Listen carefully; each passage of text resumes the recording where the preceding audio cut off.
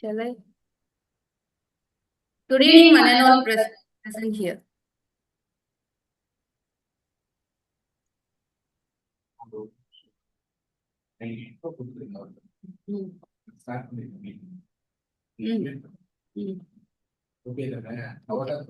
CECRI. Wait பண்றேன்.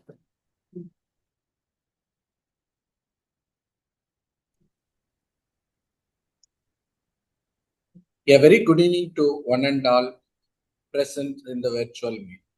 With immense pleasure and pride, on behalf of Department of Electrical and Electronic Engineering, Krishnasamy College of Engineering and Technology, I warmly welcome you all to the AIST Atal sponsored 6 days faculty development program on emerging trends in digital twin technology for hydrogen production, storage, and transport. Now, it is my proud privilege to invite Dr. C. Kalaivani, coordinator of the Atal FDP, to deliver the introduction about the resource person. Please welcome, ma'am. Thank you, sir. Good evening, one and all present here. It is my pleasure to introduce Dr. N.Selvaganesan, sir, a distinguished professor in the Department of Avionics at Indian Institute of Space Science and Technology, IIST. He served as the head of Department of Avionics twice, from 2013 to 2016 and 2023 to 2025, contributing significantly to the academic and research excellence of the department. Dr. Selvaganesan sir earned his PhD in Adaptive Control from Madras Institute of Technology, Anna University in the year 2005. He holds ME in Control System from PSG Coimbatore and BE in EEE from Madurai Kamarajar University in the year 1997. He began his academic career at institutions including Vailtech Engineering College, Madras Institute of Technology, and Pondicherry Technological University, formerly known as PEC. I'm proud that where I had a privilege of being his student in the year 2006 to 8. Over the years, he progressed through positions from lecturer to assistant professor, associate professor, and now professor at IIST. An expert in avionics, control systems, and biomedical signal processing, sir has guided 6 doctoral theses and led numerous research projects, including application of fractional order calculus to biomedical signal processing from SERB around 31.2 lakhs, which is ongoing. Development of fractional chaotic observer for secure communication, IIT Palakkad, rupees 25 lakhs, which is also ongoing. Design and development of BLDC motor from IIST ISRO, 3.5 lakhs, which is in the year 2017 to 18. A playing chess robot from DSTE Pondicherry in the year 2007 to 2008. He is a senior member of IEEE and a life member of both System Society of India SSI and Indian Society of Technical Education IIST. He has authored over 70 publications in reputed journals and conferences and has made significant contribution to the advancing research and education in avionics and related fields. He has delivered 69 invited talks in faculty development programs, organized more than 10 sponsored workshops for faculty, and actively contributed as a guest editor and editorial member in International Journal of Automation and Control, and Intact, a journal of soft computing, then editorial member and a reviewer for many international journals and textbooks published by Tata McGraw, Cambridge University Press, and Springer India. He is a technical program committee member of multiple IEEE conferences. His research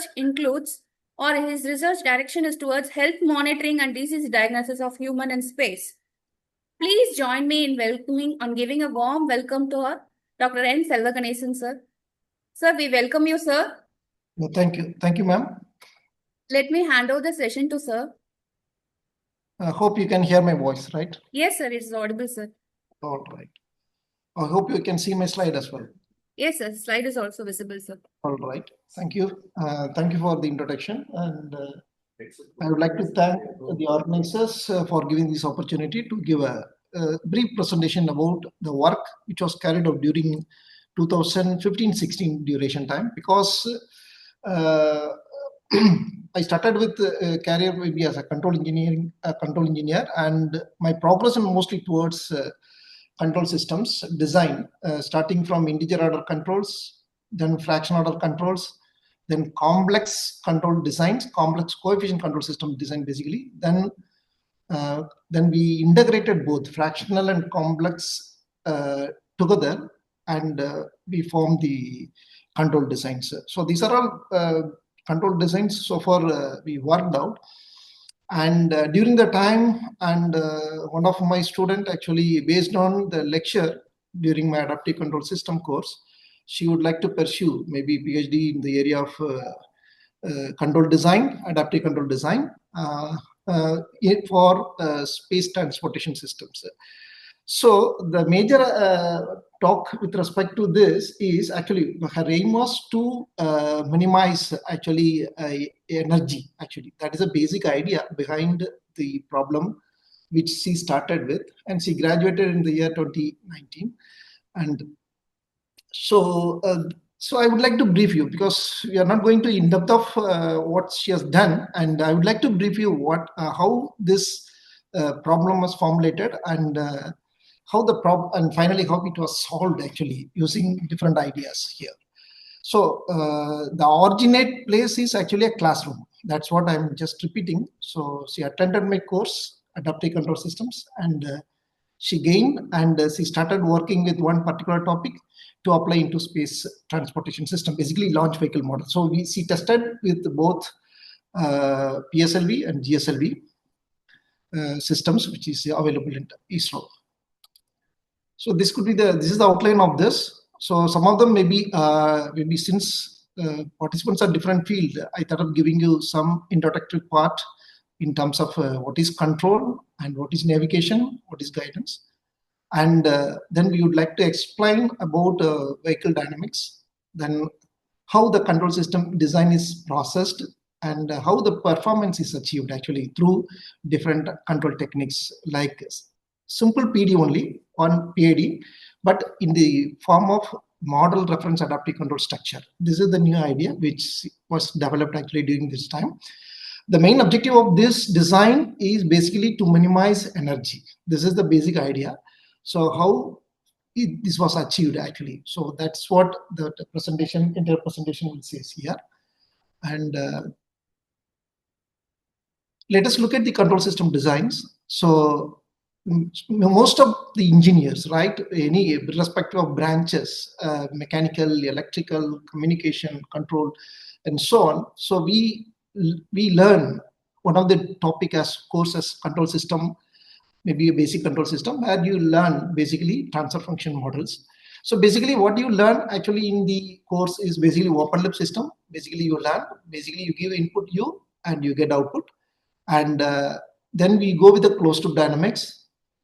What we are, why we are putting this in this scale, X and Y axis, is basically with respect to the tolerance levels of the given system in the presence of noise or disturbance, how it behaves. Because basically, normally we see the sensitivity and robustness towards disturbance and noise actually for the given system. Suppose if you are adding something to this output, what will happen? This will be incremental. So output will be biased. So you may not be able to see, you're not even able to get what you wanted actually. That's the problem associated with open loop systems in general. And in order to close this, do this process to get the performance, normally what you do is we get the feedback and compared with the reference, generate the error, and based on the generated error, there is a device we call it as controller. So this controller basically takes provide the input such that manipulate the input, we would like to say, such that one can able to reach the output with respect to the reference signal. This is what closed loop design speaks actually. So if you have parameter uncertainty or disturbance or noise, whatever it introduced here, it basically eliminated by with the help of your controller. Basically, the controller is basically behaves like a low pass filter. So noise completely, all high frequency component will be eliminated. And in addition to reject the disturbances and parameter uncertainties and so on. When you want to look at the problem of that is response with respect to your energy conservations and other aspects, we would like to show that the control system design is very optimal. So because there are multiple methods you learn, maybe starting from Ziegler-Nichols methods to advanced methods, all you might have heard to tune PID controller and so on. So, but the obtained controller should provide optimal results, either in terms of energy or in terms of maybe performance. So basically, in order to showcase that optimal control system design, one need to perform. So what's happening during that ladder is intelligence required, because when the moment you are talking about the hierarchy of controllers, starting from open loop to closed loop to optimal control, your amount of intelligence required is more, because you need to have a sensor, we need to have a controller, we need to have different methodologies to optimize certain parameters of controller, so that you can able to get the optimal behavior or better performance. Similar thing with respect to robust control system design, because so far this still the optimal control problem, that noise and disturbance level is approximately close to maybe 15% to 20%, and if it goes beyond, possibly one need to choose a robust control design, and so we need to perform the design using different algorithms. So this is added again intelligence more. But in the recent literature explains that mostly this robust control design is almost in saturation level, and sometimes some of the group maybe they are not maybe agreeing on how different selection of different parameters for the design of robust control. So these are all some issues associated with robust control system design. Still, it is available in the literature. One can prove that with this certain uncertainties, parameter uncertainties, you can prove that the system is the controller designed through this methodology provides better results.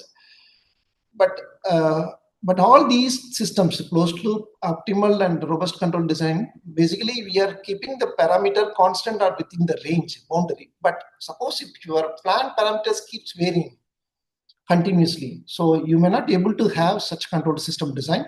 So you need to have a very high level controllers will be required. That controller we talk about adaptive control system design. That means whenever there is a change in plant, there will be a change in controller. This is the basic idea behind adaptive control systems. So here in this slide, in this work, we are talking about one of the methodology used in launch vehicle models and control. Let us take an example, simple feedback system design. So this is just for make you to understand for people who are not with this background, control background. And process can be anything. As we discussed, it can be a start with a simple motor, or maybe a simple level control design, or maybe flow control problem, or maybe a pressure control problem or temperature control problem, can be considered as a process. So you need to measure the output. So this is the input. There will be input and there will be output. So your output basically measured through sensors, and we'll compare the set point. As I told you, it generates error. So depending on the error, your device, your new device, the designed device, basically called as compensator or controller, that provides you the signal that actually to the actuators, such that you are manipulating the input to the process. So this process is continuous process in order to make the set point and actual output remain same. Whenever there is a deviation in the output, and your controller takes action such that it can bring the actual output to the set point quickly. This is the basic idea. So this is structure of feedback system actually. But if you look at the launch vehicle systems, you have three terminologies used actually. One is navigation, and second one is guidance, third one is control. So your navigation systems basically measures the current vehicle position vector, velocity vector, attitude, and attitude rate. This is what basically do actually navigation systems. So it measures these parameters. Then guidance. This is basically a compute the steering command, because this generates steering commands based on the current state of the vehicle, the mission objective and constraints. So basically, this is the one which generates a trajectory. So what is your control finally? Basically, control is inside the loop which stabilize the vehicle and track the guidance command, the previous command which is given here, this guidance command, by providing appropriate signal to the actuators. So this is what basically we do. If you look at, this is the simple diagram of launch vehicle. You have, this is PSLV. You have 4 stages of launch vehicles. Your first stage basically contains solid, then liquid, and so on. In case of GSLV, we used to have a 3-stage vehicle. So solid, then liquid, then cryogenic engine. So the cryogenic engine, basically they use hydrogen and oxygen, liquid hydrogen and liquid oxygen together they use actually. It was in the chamber and they use that one. So some mechanism to generate, maybe generate in the place where the launch vehicle takes place, then it is fine. But since the entire launch vehicle process is a short duration of time, maybe 18 to 20 minutes time. So such updates mechanism is generating something which is required in time or on time is very hard. So chambers are basically used to fulfill the operations. And let us see this diagram, this NGC diagram. So you have a target here, and you have a guidance algorithm, and guidance algorithm generates, actually your target generates your command, guidance command. Your guidance algorithm generates attitude commands to the controller.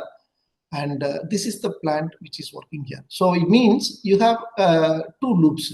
This is the inner loop. Inner loop basically works in control systems, and this is the outer loop. This is works in the guidance loop. So this is what it's happening here. So you have a guidance command. You have a digital autopilot sitting here, and that provides the information to this launch vehicle. And it just gets a feedback from acceleration and other information, that is navigation part, and finally that serves, maybe that will be given to guidance and DAP for necessary actions. So this is basically works in a closed loop. So this is what I explained. So that efficiency of this DAP is basically depending on the great extent onto the accurate dynamical model of STS. So your space transportation system, the model should be very accurate. People are talking about a digital twin. Here, this topic also I see referred to your this topic here also, digital twin technology actually. Digital twin technology basically is a combination of hardware and model together. So it means basically as a control system engineer, what we look for is we look for a model. Some proper model should be there, and based on the model we design a controller. But the only question is how far this model is accurate. Do you have any mechanism to update the model during the flight? That's very hard. But there are multiple ways we can try it, because that's what we are saying. So it means there is a loop actually connecting loop between your model and your real-time system actually. So we work on physiological modeling, digital twin for physiological modeling, but we have not completely done for this launch vehicle part. So with respect to my part, I'm saying we are not working on much on the digital twin later, because one input or output of one will be given as input of another. It means you have 2 models only. One is model, another one is system. So both will receive input and provide output. So this is feedback. So that is not simple task as per this dynamics is launch vehicle dynamics is concerned, because it's very fastly moving dynamics. So if you list the dynamical systems, if you list what are those dynamics added to this actually vehicles, the first one is rigid body, and then second one is aerodynamic, third one is propulsion, fourth one is engine dynamics, then flexibility dynamics, slosh dynamics, maybe due to the liquid stage, maybe there is oscillation slosh introduced, that actually adds certain dynamics to the launch vehicle. Then there are many multiple actuators sitting there. Then sensors definitely required to do that. Then system delay, some system delays also to be modeled, and that the disturbance, because your launch vehicle is going through two phases. One is your this what do you say, that aerodynamical phase. So it means when the moment you launch, actually, so it actually, that atmospheric phase is completely added. Atmospheric phase actually introduces a lot of disturbances to the launch vehicle system. So that actually play a role. So you have two different, so that during the atmospheric phase, that dynamics also should be seen, because a lot of disturbance will be coming in, and your system should work and perform better actually during the time of your that phase actually. So flexibility, if you look at it, it is basically a natural frequency and modes of operations, because I have done a lot of work, research work in this natural frequency and modes of vibration. Because if you look at the launch vehicle systems, so simple vehicles, it has more than 13 modes, bending modes. Yeah, because if you are allowing the system to be oscillate continuously, maybe sustained, then what will happen is it resonate, and then it will actually leads to failure in the maybe entire system.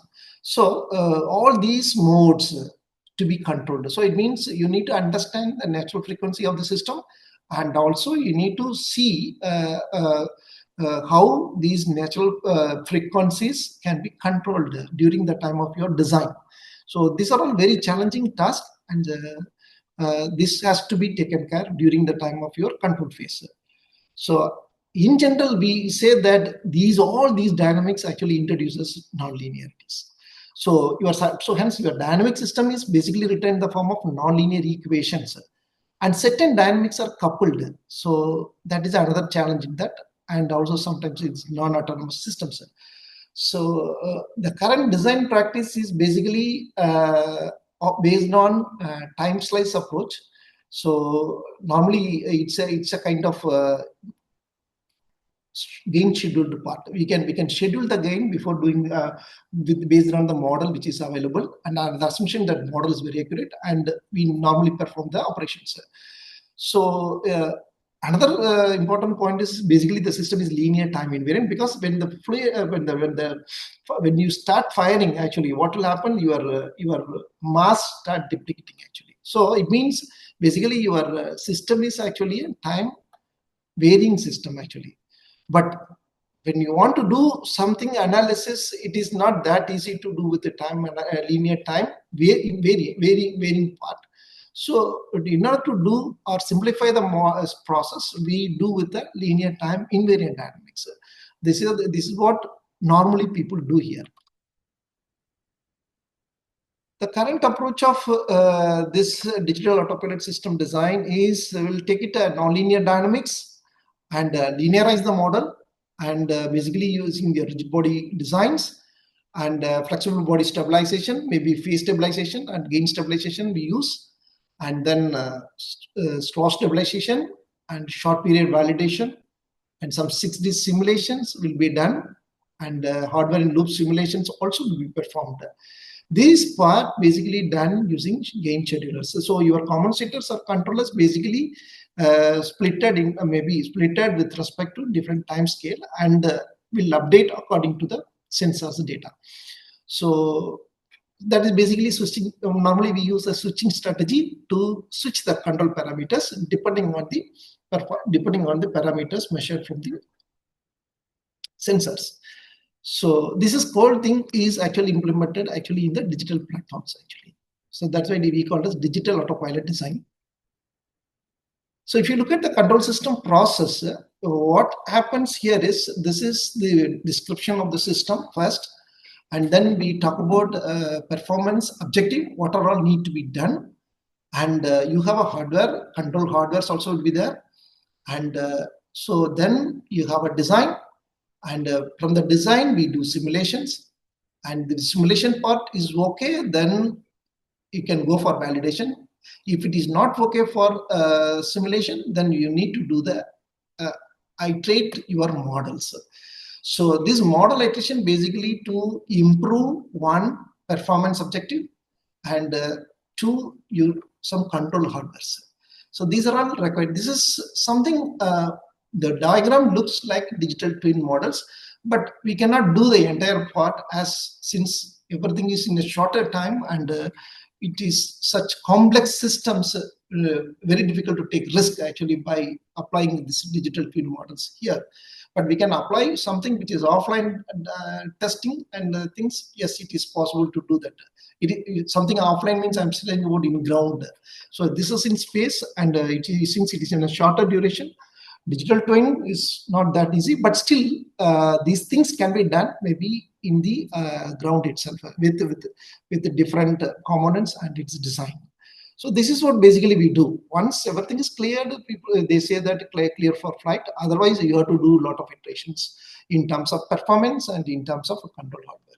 So what we are trying to say here is that designing of control, designing of your model, obtaining a model is very, very important. Without these two, is you can't take a risk actually of this. Even if you look at digital twin, everything is important, because model is very, very important, because during the flight itself, model need to be updated. That's very hard. That's not easy. There are some cases where that slow dynamical systems, yes, it is possible to do for such things actually. But fast moving dynamics, risk is always there. But still it is possible, but risk is there. The performance objective, if you look at it, you need to track or regulate the system. That is what the objective of this. So tracking command will be given, and during the time of your disturbance or some uncertainties and etc., you need to do the regulation as well. So that's what we call as guidance and command, guidance and control. So parameter and specifications we normally use for tracking error and accuracy, and disturbance rejection is the major part of our designs, most of the designs, and we do time domain analysis, basically use performance measures such as rise time, settling time, and step response overshoots and so on. And then a minimum damping requirement of close to systems, and then in case of frequency domain design, we use mostly phase margin, and then gain margin, then stability margin, and attenuation margin. These are all margins basically we use for design of design controllers. And limit cycle parameters are because sometimes non-linearity is also coming in. So these non-linearity is something like a backlash or something like this. These are the I'm just giving an example. Some saturation, all these things actually introduces limit cycle. This limit cycle to be eliminated, but it is hardly to eliminate the limit cycle, only to minimize the impact raised by the limit cycle. This is what we worked actually, because I worked extensively on limits, non-linearities, and here we are not focusing on more on that actually. So I'm giving you that how the performance objectives are when you design something like a complex systems like a launch vehicle. So there is a thumb rule here. This plan's lowest resonant frequency should be at least twice the gain crossover of open loop frequency response. And resonance is limited actually. Resonance limitations is basically a stable limit cycle of vehicle, slots mode during the slots mode, and phase stabilization may be of lower frequency, then gain stabilization in high frequency flexible modes. So also attenuation of noise. This is also very important actually here. This is basically frequency domain specifications, what I explained for you actually. So we'll move to the next slide. So basically this problem was maybe captured actually maybe during the time of class actually. So we used to talk about different control design in model reference adaptive control and platform. And normally, if you look at the textbook, normally they use one parameter control or two parameter control in general.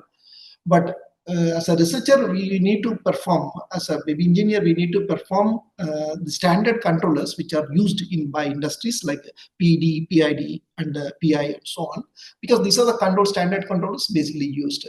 So we are bringing these conventional controllers, PD, PID, or PI, maybe in the MRAC platform. So to this space transportation system, basically launch vehicle models here. So the contribution of that work done by my graduate student is laptop-based adaptive PD controller to replace the existing gain scheduler. This is the basic idea, because previously PD was there, but PD was time slice controller basically, because PD, KP and KD was sliced with respect to different performances. So it means gain will be scheduled based on the switch, basically switch controllers.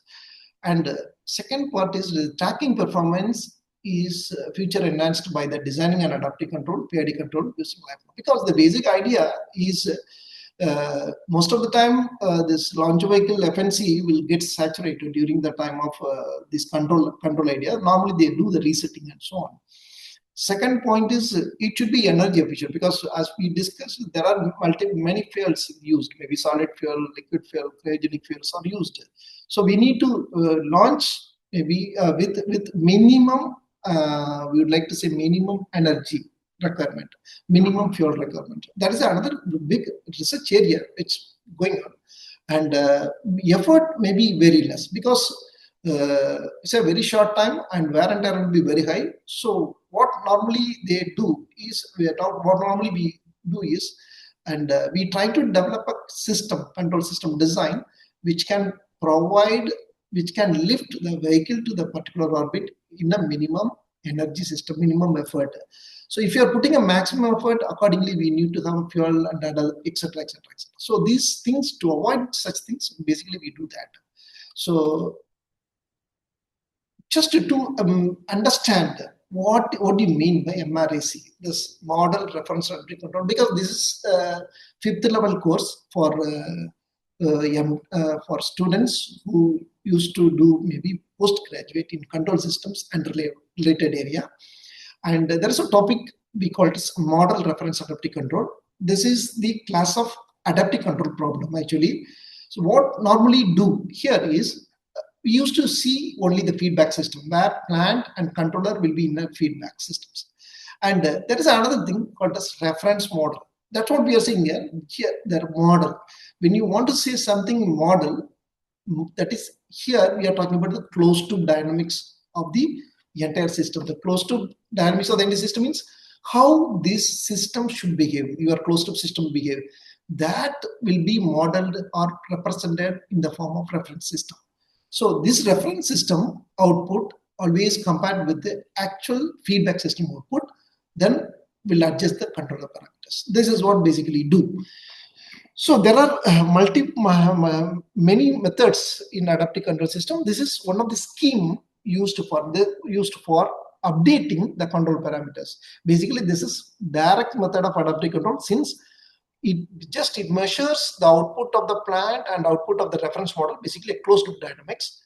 It indicates, and compare the error. Based on the error, your mechanism will update the controller parameter. It means whenever there is a plant parameter variation, there will be a controller parameter variation. So such that what will happen, could be the energy here, this could be the effort or energy or manipulating term, that can be minimum. So you can, with a minimum effort, one can able to achieve the required output. This is what basically it do. This is one of the fantastic scheme, and only problem associated with this scheme, maybe because since we are working for a long time, this MRAC, this reference model, selection of reference model. So selection of reference model should be properly identified. It need not be a first order or second order. It can be even higher order, but the model should be accurate. If the model is not accurate, then if you do update, sometimes this may not match, and it will introduce certain issues as well. So normally in the textbook, they use the second order dynamics and assume that this feedback system is required to meet something like overshoot, undershoot, and so on with these limits. But that is not the case in the reality. So the reference model should be carefully chosen. This is what the problem here is. So the plant we consider as a simple launch vehicle system, and controller we consider as a simple PD and PID. But PD and PID parameters are updated based on the plant parameters. But since it's a very complex systems, we are not going to present the entire dynamics of launch vehicle. We would like to reduce the system into simple form with a 2-parameter model and show that how this actually your systems functions actually with respect to the given design. Okay, these are all explanation with respect to what is given. This updating mechanism, what is seen here, is basically done with the 2 models. One is your Massachusetts MIT rule, basically Massachusetts Institute of Technology, MIT, and second one is Lyapunov stability algorithms. So, but the major difference between this MIT rule based update algorithm and Lyapunov based algorithm is this MIT stability is not guaranteed, and whereas Lyapunov based stability, you know that the stability itself with the word Lyapunov, so that stability is ensured actually when you design a controller. So update the controller. So that is the beauty of this Lyapunov based system. So mostly we use Lyapunov based controls for to enhance the performance and retain the stability. So to start with this problem, and what is required is a model is required. So this is a simple vehicle here. Launch vehicle is given, and so basically called as satellite launch vehicle systems. And this launch vehicle system is basically an open loop unstable system. You might be knowing several open loop unstable systems in the laboratory experiments like inverter pendulum one and magnetic levitation. These are all benchmark problems which normally kept in the lab to understand the students, to see that to understand the dynamic stability of such systems. Basically, why we are saying is normally what we see is a stable open loop system. Even when you do some analysis, also we consider a stable systems. Maybe we may consider subsystems as minimal phase or non-minimal phase, but unstable system normally won't consider most. But here, practical problem here is like a pendulum system, inverter pendulum, or single pendulum, or double pendulum, or magnetic levitation systems. These are all open loop unstable models. That's similar to the model which we are showing SLV models. So satellite launch vehicle models. So, and in addition to that, nonlinear and time varying dynamics. So as based on this, you can understand how complex these systems are. So these kind of systems are very complex, and the design of controllers also have a lot of challenge. The translational dynamics is controlled by guidance subsystems, as we already told, and rotational dynamics is controlled by attitude control, because you have two loops. I said one is feedback loop, basically control loop, and second one is guidance loop. So this is the second part of that. And classical system design, as I already told you, that they use time slice approach to generate the linearized model. So every operating point, so because if you say that from second times t equal to 0 to 100 seconds, maybe is atmospheric phase, assume. If for this, every seconds or every 5 seconds, maybe you need to have a linearization and you need to have a controller. So it means that you think about it, how many linearized controllers are needed. It means that point in time the switch will operate such that your gains, your controller gains will be shifted in order to perform the operation. That's what we do actually. Here, because we cannot assume, we cannot have model as maybe a complex designs. We have certain assumptions we are doing, because as a academic part, normally we simplify the model and design, and we do the design and validate the design with real-time models, even though the closeness is not that good. But still, we believe that by adding maybe more dynamics, one can able to achieve the better accuracy and so on. So we have a lot of assumptions normally carried out by mathematicians and engineers to start with the problem. So basically, we are assuming that SLV is axis symmetry, and hence planar design analysis can be carried out. This is the first part. And each plane, there are two rigid body equation. One is force equation, and second one is moment equation. Force equation is basically related to lateral acceleration and the side force acting on the vehicle. That's what we say here. And momentum equation is related to angular acceleration and which is acting on the vehicle. There are other descriptions which is given. I circulated to you and just will go to that. When after doing this, you write the force equation as which is z double dot equal to this, and your momentum equation as this. If you look at this here, there are two things here, mu alpha and mu c here, because these are all dynamic aerodynamic coefficients. And if you look at that mu alpha and mu c, it is basically with respect to L alpha, capital L alpha, small L alpha, and I. Mu c is related to Tc, Ic, and I. So we are Tc is basically a thrust, and Ic is basically a control moment, and L alpha is the aerodynamic force, and I alpha is the moment arm, capital I is the inertia, and or time varying. So if you say these are all time varying, then accordingly mu alpha and mu c also time varying. This is what we are concluding here. So mu alpha and mu c are time varying, and here we are saying alpha is basically angle of attack, and alpha W, what is given here, is wind angle attack, basically minus V W dot divided by V. So what we are doing here is, because I want to just showcase a simple model instead of showcasing the very complex model which is available in Greensight and other books of to deal with launch vehicle system designs. So we are neglecting the components due to wind, alpha equal to theta plus Z dot by V. And then when aerodynamic pressure is significant, the forward velocity will be usually very high. So hence what we are doing here is, these are all neglected. Therefore, this theta double dot from the previous equation, we approximate as mu alpha times theta plus mu c times delta. So hence we can apply as, because we'll completely linear form of equation, differential equation, we can find the transfer function systems. This transfer function is same as magnetic levitation systems, mu c divided by a square minus mu alpha. If you actual model of magnetic levitation, it becomes theta dynamics. And when you do approximation during a linearization and approximation, so finally it provides something like this kind of models. So mu c divided by a square minus mu alpha. And you know that mu alpha is mu c and mu alpha are time varying, as we already told. Mu alpha is positive for aerodynamic unstable vehicle, which gives force on the right half of the plane. This actually introduces instability of the launch vehicle systems. So you can write the state space systems, because this required control systems required represents two models. One is transfer function model, and second one is state space model. So this problem is concerned, we solved entirely using state space systems. In the conventional textbooks in adaptive control, mostly they use transfer function systems. So we use state space systems for our design. So the corresponding matrix A is this and B is this. This A is basically a state matrix that provides you the stability, maybe through eigenvalues, and B is the input matrix.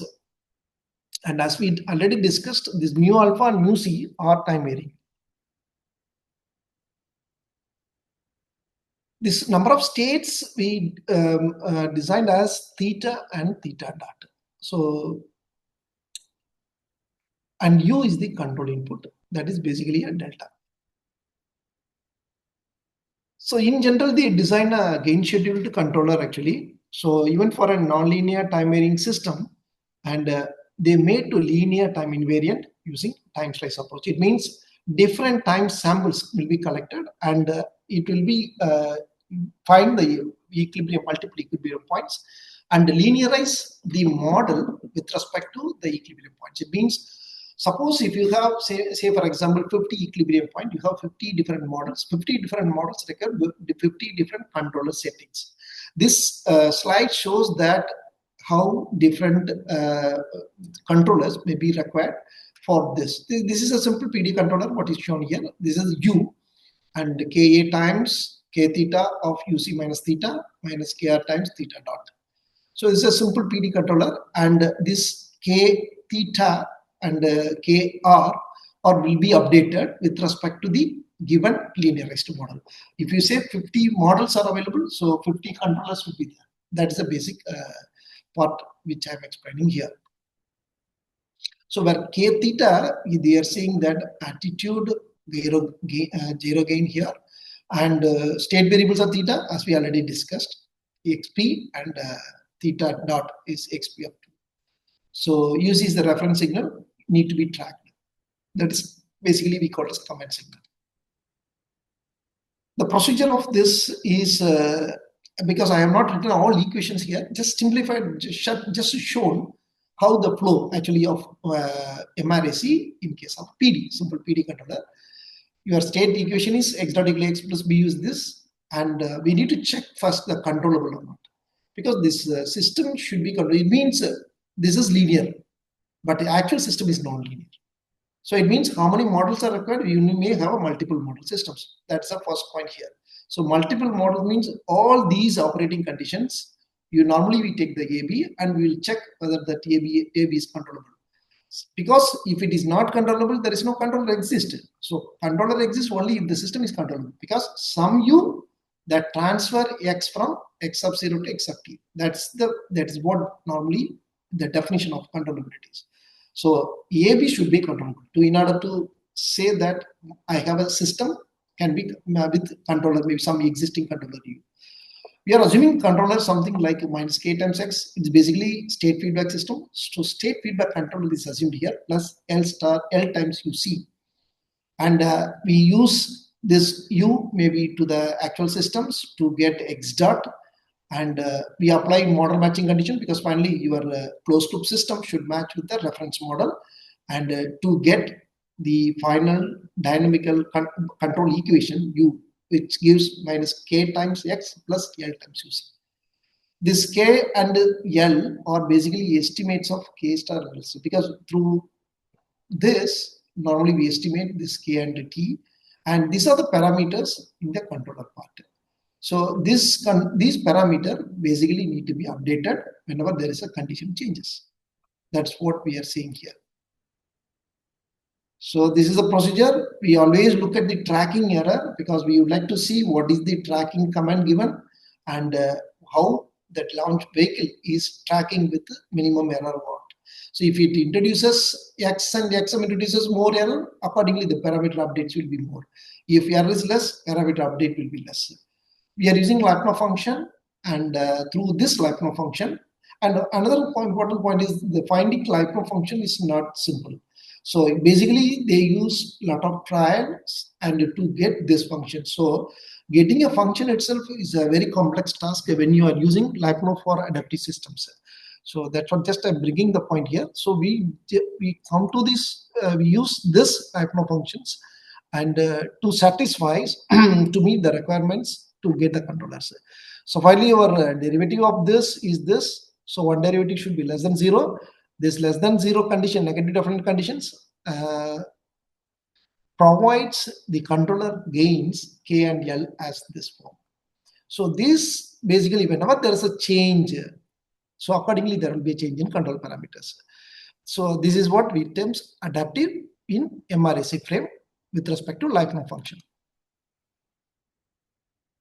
So this is a simple example we used to say because to understand maybe by different community of engineers. So U equal to k t times x, and my model is a simple second order dynamics and reference model, and we compare with the model matching condition, compare with the closed loop dynamics controller, and we'll find what is your dynamics is. Basically this incorporate here in integral state as well. So this can be augmented with the integral state.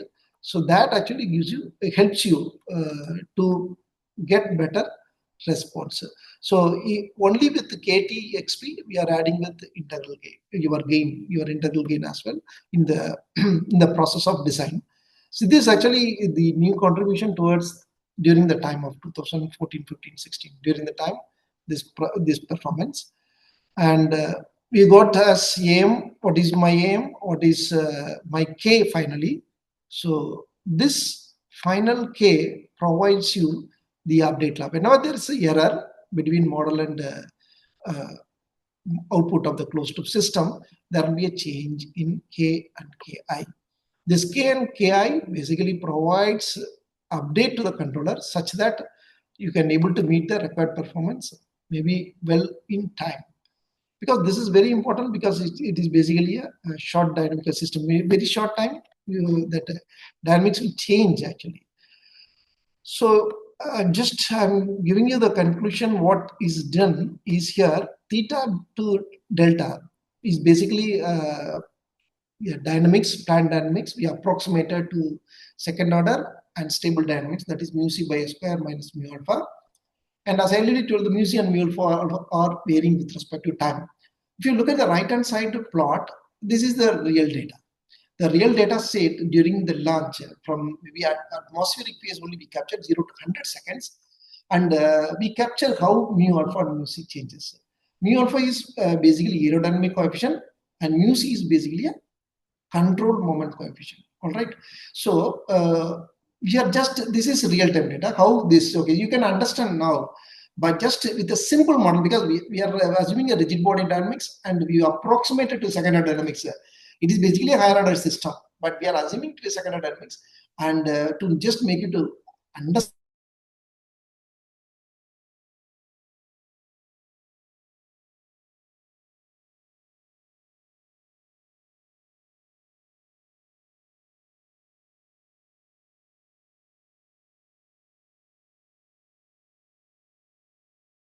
Mu alpha is plus or minus mu j. So it is one is in the right and the other is in the left. So two poles of the system is actually here. And this introduces instability of the system. What you want to do actually here is the maximum limit of the control command is 8 degrees. So it means your flex muscle system, movement of the system can go up to maximum 8 degrees. Beyond 8 degrees, if you are operating, then it gets saturated. So it means there is no action further will be applied. So it will introduce the instability and other issues here. Non-linearities as well if it's saturated also. So maximum is 8 degrees the maximum limit. We cannot go beyond that. And because sensors, you have LVDTs. These LVDTs basically measures that FNC positions and such that you can able to have a proper control.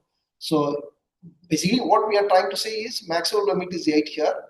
And the reference model we are searching because it's second order dynamics to showcase with second order dynamics in the presence of controller. For the closed loop dynamics, we are assuming that that system with controller should behave like a damping factor of 0.7 and your omega 3.5 radians per second. So these are our targets maybe which we are giving here for this system. And this is a practical system, and this is subjected to a lot of noise. So what you see here is noise here, and this was generated actually through, we generated actually Gaussian noise through MATLAB, and to showcase this, because this is not a real-time data, this is actually generated data. Okay, so what we are doing here, under closed loop system, this is working in a closed loop system, the plant follows the desired attitude command during the atmospheric phase given by the guidance command. So guidance systems gives this attitude command. So it gives the attitude command. It has to follow. Your control system should follow that. That is the basic point. And as I already told you, the duration is we are limiting to 100 seconds, only atmospheric phase, and with various controllers in the loop, and the performances are we combined. And normally what we do actually, one is a real command, and but for simulation, to start with simulation, to understand our model and control, basically we give a commands, generated commands. These commands are basically RAM command and a typical guidance. So either you can start with the RAM command and then you test the controllers and performance and with the present model, and we can also give a typical guidance command. Guidance command means it is the command originally given to the launch vehicle systems. So they use gain schedulers, and we also introduced here with the adaptive controllers to get with less effort controller or minimum energy systems. Actually, you look at this left hand side, it shows we started with the simulation actually with the RAM command. That mu alpha, mu c, whatever shown is the real data, and real data is fed, but the tracking command, the guidance command is basically a RAM command. So we are trying to observe how different controller behaves. So this diagram shows that the dotted lines, black dotted lines are gain scheduled PD, and your this violet maybe represents gain scheduled PID, and red color dotted represents adaptive PD, and solid line of blue, solid blue line represents adaptive PID control. So we started with 0, and but anyway it goes down. If you look at this adaptive control, basically it goes down, and it because since we put a limit of that 8 degree of saturation limit, so it will not go beyond. Then it actually goes maybe maximum of 7 to 6, something like that. But our maximum limit is 8, so nothing to worry about that overshoot of that. So undershoot of that. So it goes up, and we see that this is the performance what we show here. The right side what is shown here is a tracking error. So more tracking error is observed in case of gain scheduled controllers for the given model with respect to the original parameters mu alpha mu c. And this is what we observed actually from these dynamic systems. One more part is this 32 here. A lot of change is there. Lot of change happened during the time of 30 to 70. That is what we are giving 35 to 40 seconds. The parameters are drastically changing, but adaptive gives very less error. So this is with respect to simulation perspective. This error, less error, basically indicates that the effort or energy required to drive the actuators, which is very less. So this actually helps a lot actually for your optimal control designs. Look at the controller performance here for this situation. The controller performance is this highly oscillatory, right? This oscillatory actually, that's why it's a very short duration of current will be very high because of such oscillations, because actuators goes ups and downs, and with respect to the given command, the guidance command. So your controller will be actuated, the controller will be oscillatory. So if you look at this oscillations with respect to gain scheduled PD, gain scheduled PID, comparison with the adaptive PD and adaptive PID. So this looks, your blue looks here, and your red is also here, and black is gain schedule is very smooth compared to our adaptive control systems. So it means when you are using adaptive PDs and PID, so you have, because you are updating time to time your controller, not with time slice. So you are updating continuously. So the continuous update basically introduces control signal more actuations. So that is the observation which you can able to see from this. And here we can see the rate also we can see with respect to different control systems, but rate wise adaptive systems provides very less compared to the other controllers. That is a conclusion with respect to this slide is concerned. If you look at that original tracking command, this is what normally we do actually during the time of your atmospheric phase. During the time of atmospheric phase, that standard command is this. So this is the command given to the launch vehicle systems, and your system should work. So different controllers performance also listed here. If you look at it, black represents your gain scheduled PD, and this magenta represents gain scheduled PID, and red represents your adaptive PD, and your blue represents PID. PID, adaptive PID is always good in that sense. It can able to track better results and better in terms of the guidance command, because controller command is inside the guidance command. So whatever the guidance provided, that accordingly that controller should take actions. So if you look at these diagrams, it is very clearly indicating that the tracking is better in PID, adaptive PID systems compared to previous controllers. But only thing is adaptive PID improves the performance in increasing time scale. That's what's happening, and provides a near zero tracking error during steady state. So this actually helps you to save a lot of effort and energy. So this is what very important is. This is what, because when you want to design a control or something, either it should minimize the fuel or it should minimize the certain things, so that, but without altering the performance. It means the performance should be retained. So this provides all the controllers may retain the performance, but problem is maybe it actually introduces certain efforts and things that actually maybe introduces maybe extra cost. So that need to be improved. This is what we are seeing actually from these graph is concerned.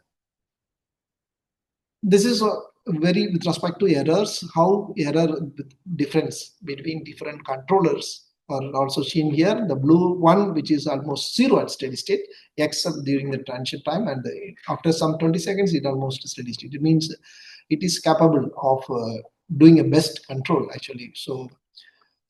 But you see that maximum control demand than our controls. That's the thing here. So we need more demand. Control demand during initial time is more, but whereas when the time progresses, it is very small. Overall, if you look at the demand, control demand, maybe energy requirement, maybe our effort maybe to drive the mechanism, actuators may be less. That is what we would like to see. And on the other hand, the control response of this are more noisy here compared to gain schedule controllers. This I highlighted because this behavior is similar to RAM comments. This is always happens here because noise because this is updating continuously. So some filters, maybe additional filters may be required to suppress this line. What you see here is just I consolidated and just made it as how these errors are actually tracking errors. This is in terms of degree it is given, and different controllers provides different tracking error. And if you look at the gain scheduled PD, that gives 0.2206, and PID gives 0.07, and adaptive PID is almost same as gain scheduled PID, and adaptive PD, sorry, adaptive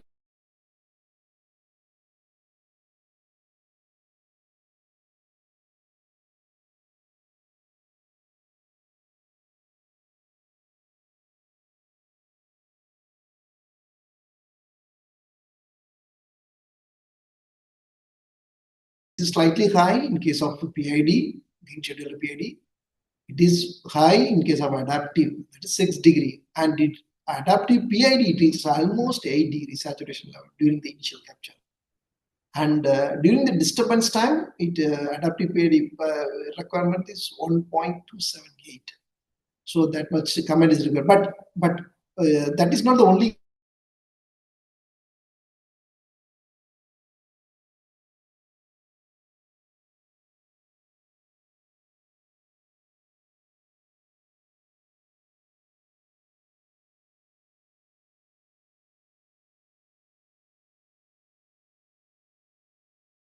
Start saving and your effort will go down. But what we are saying is these results with respect to the 100 seconds of simulations which was carried out with the real-time data set, that is new information. And the square error also be computed, and the controls provides best. And this we claim that some extent is efficiency, energy efficiency over a period of time. So this is what the conclusion with respect to this is. We also understand, try to understand the performance based on disturbance conditions. So we have considered again same for music, but your mu alpha is perturbed. If you look at the response, this area, this is now perturbed now, and we are trying to understand from the given controller, same controller, whether how it reacts. So we see this minimize the disturbance moments and to minimize the control moments.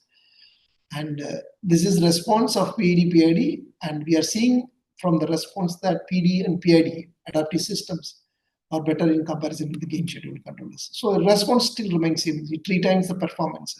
So performance, because there are two things normally we trade off. One is either you meet the given performance perfectly.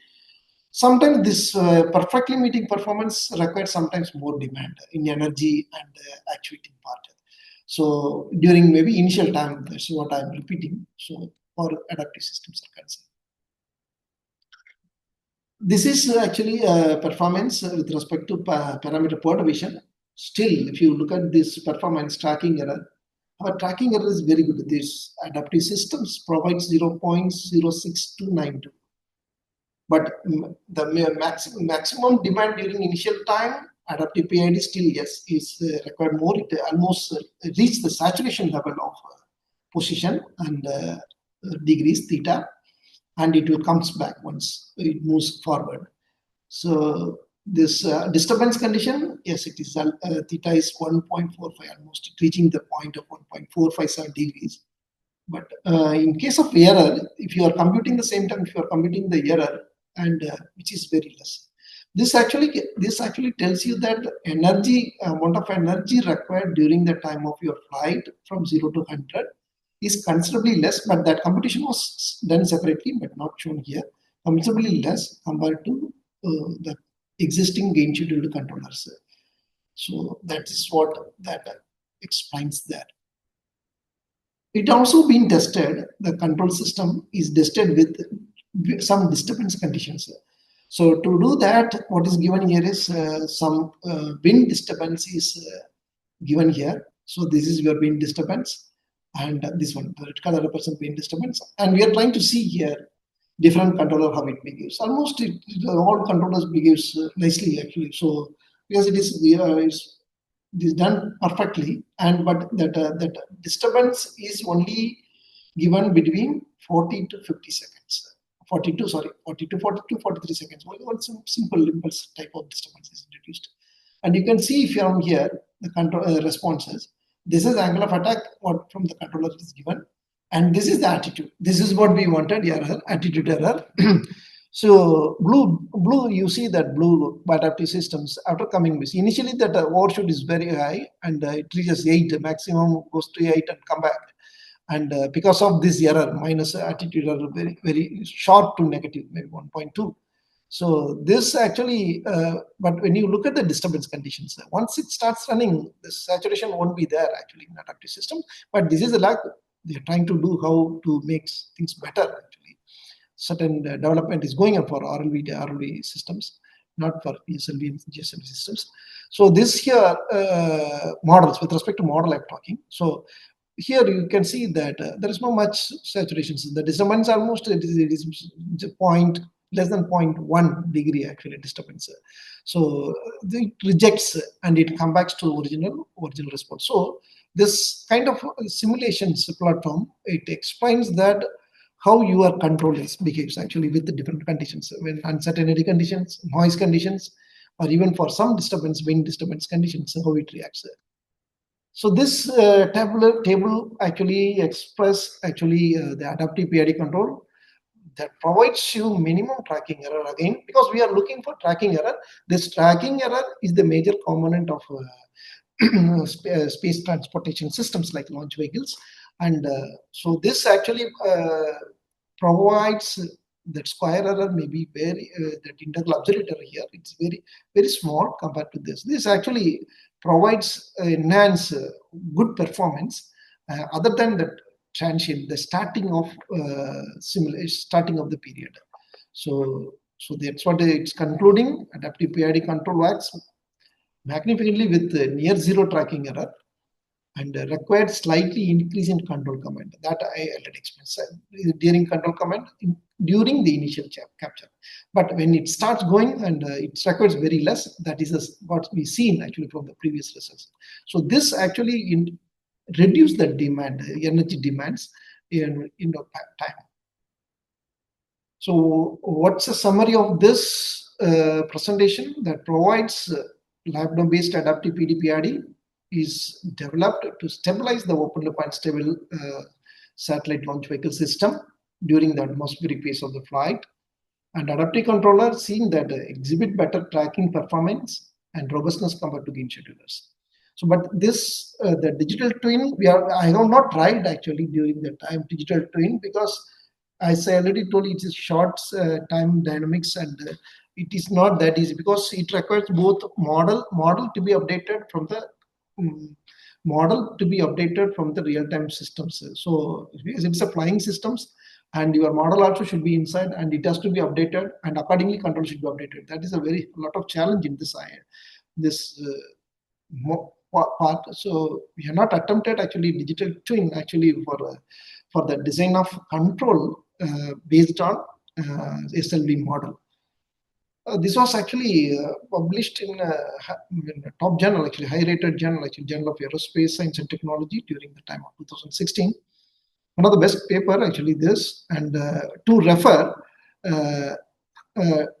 to claim that how the classroom actually teaching actually gone to research level, maybe to deal with applications which is very complex, actually something like a launch vehicle. That's all from my side. Thank you for the listening. Actually, if you have any questions, you can. Thank you, sir.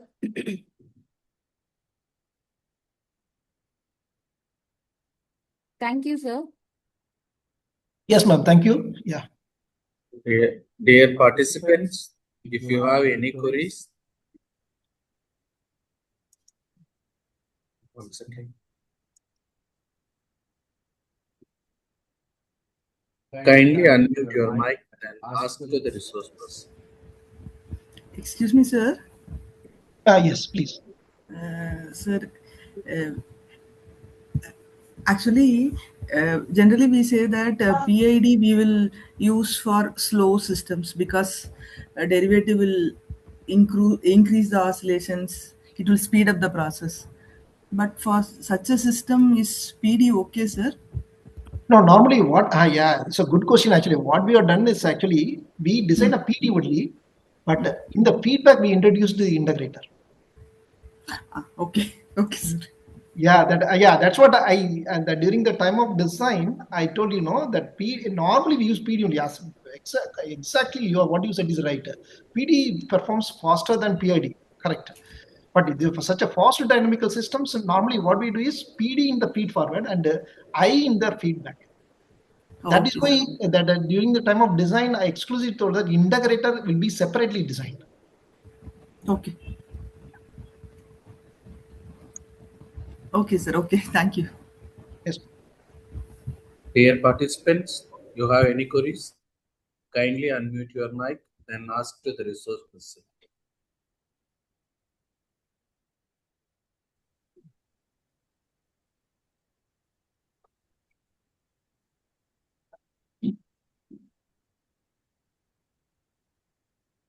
Sir?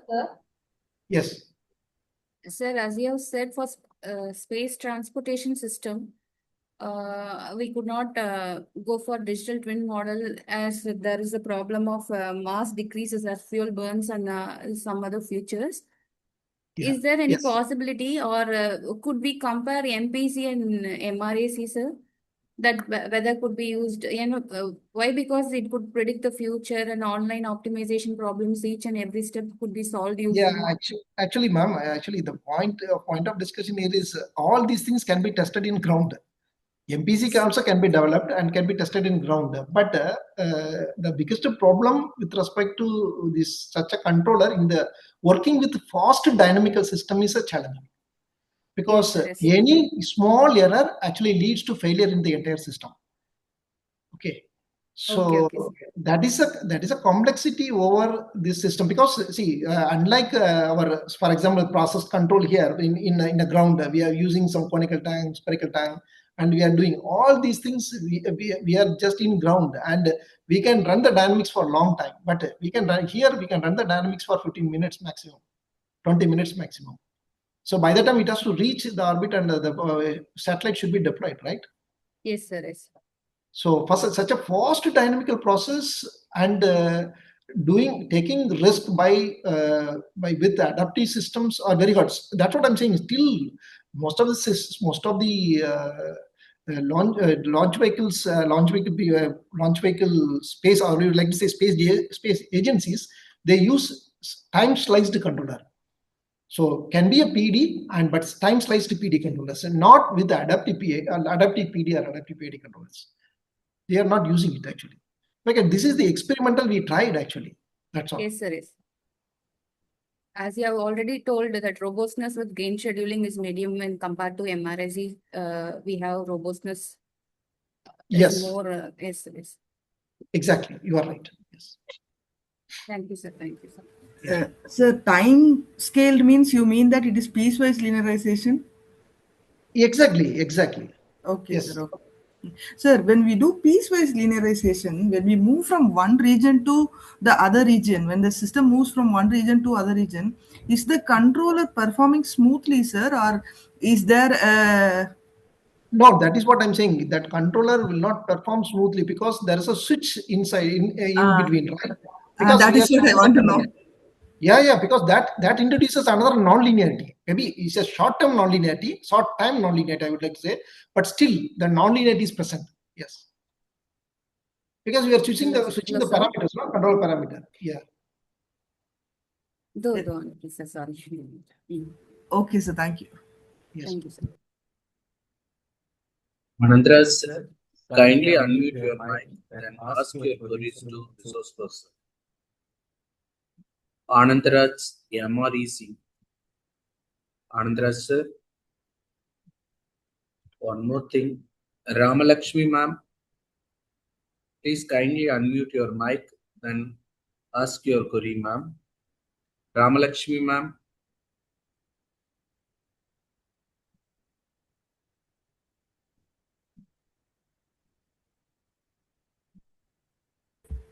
Sir, one more query available in the chat box. Yeah, I'm available. Yes. Yeah. Can we say digital twin is a type of MREC? A question from Ramalakshmi ma'am. No, not right.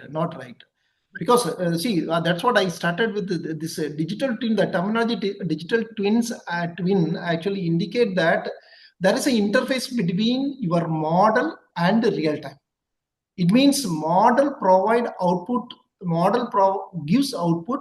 That output will goes to real time, and real time provides some output. It comes to the model. It means it's a basically closed loop actually. Like now we are saying no process and controller in a loop. Similar to that, we are saying that there is a feedback between model and real time.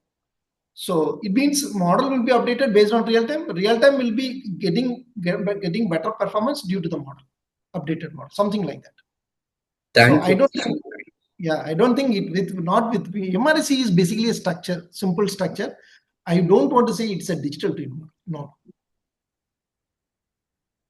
One more query is available in the chat box for Anandra sir. Yeah, He is please. asking for the 1 second, professor. Anandra sir, please kindly unmute your mic.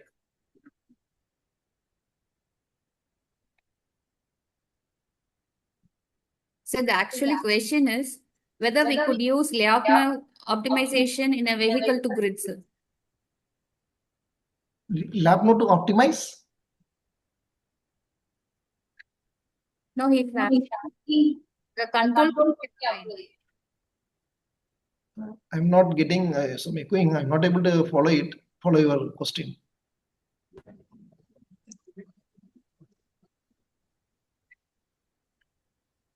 Anandra sir, please kindly unmute your mic. Then ask your queries. Because of the resource person cannot get it your question. Sir, actually what he is asking is that can we use this Lyapunov optimization in a vehicle to grid setup as well?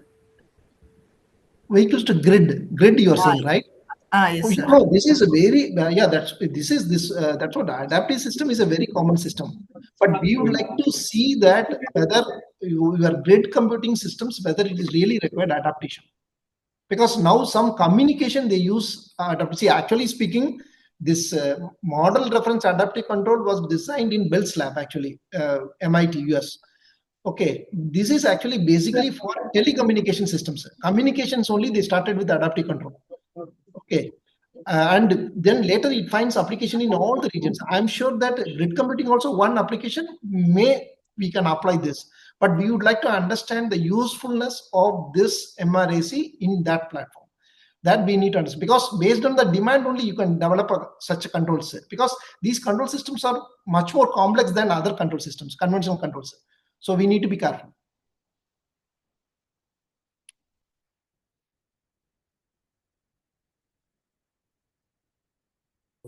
Participants, any other queries?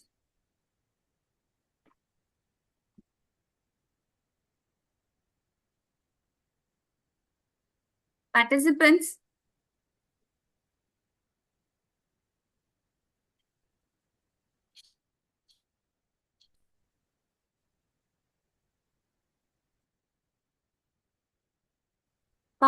any other queries?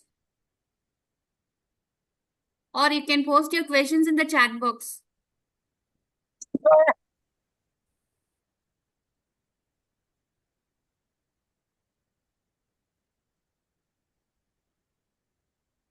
Okay, thank you, participants. Thank you, sir. Thank you for your thoughtful presentation.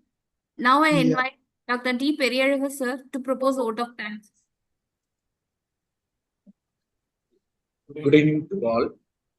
On behalf of organizing committee and all the participants, it is my proud privilege to express our sincere and a heartfelt thanks to Dr. N.Selvaganesan from IITS for delivering an exponentially enriching and thoughtful provoking session. His in-depth knowledge, clear articulation, and industry-oriented approach added more immensely value to today's program. The session stood out for its perfect blend of conceptual clarity and real-world reasons, enabling participants to gain practical insight that extend far beyond the classroom. His ability to engage the audience and simplify complex ideas made the session both informative and inspiring. We deeply appreciate Dr. Selvaganesan sir for generously sharing his experts, dedicating his valuable time, and contributing significantly to the success of this program. His session has truly left a lasting impression on all of us. Once again, we extend our warmest thanks to Dr. N. Selvaganesan and wish him continued excellence and success in all his future professional endeavors. Thank you, sir. Thank you so much for being today's resource person. Thank you, sir. Once again, thank you. Thank you so much. Thank you, Dr. Kalavani, for inviting me again. And Sir, I'm your student, sir. Thank you so I'm much. so proud to have you with us, sir. Thank you so much. Thank you, sir. Professor, please once again, Professor, you can switch on your camera. We need to take photo session. Thank you, Professor. Dear participants,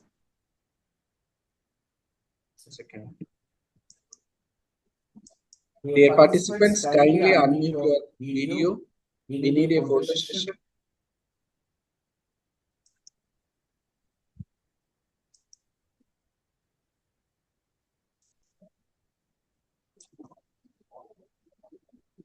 Dear participants, kindly unmute your video. We need to take photo.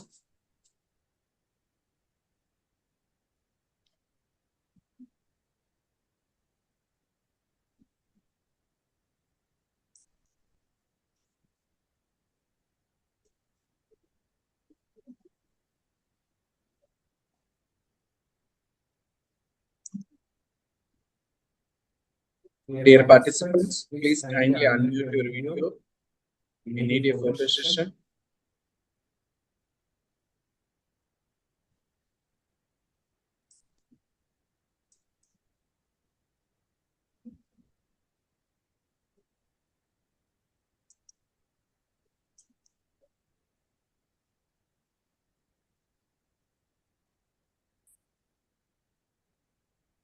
Participants, kindly turn on your cameras.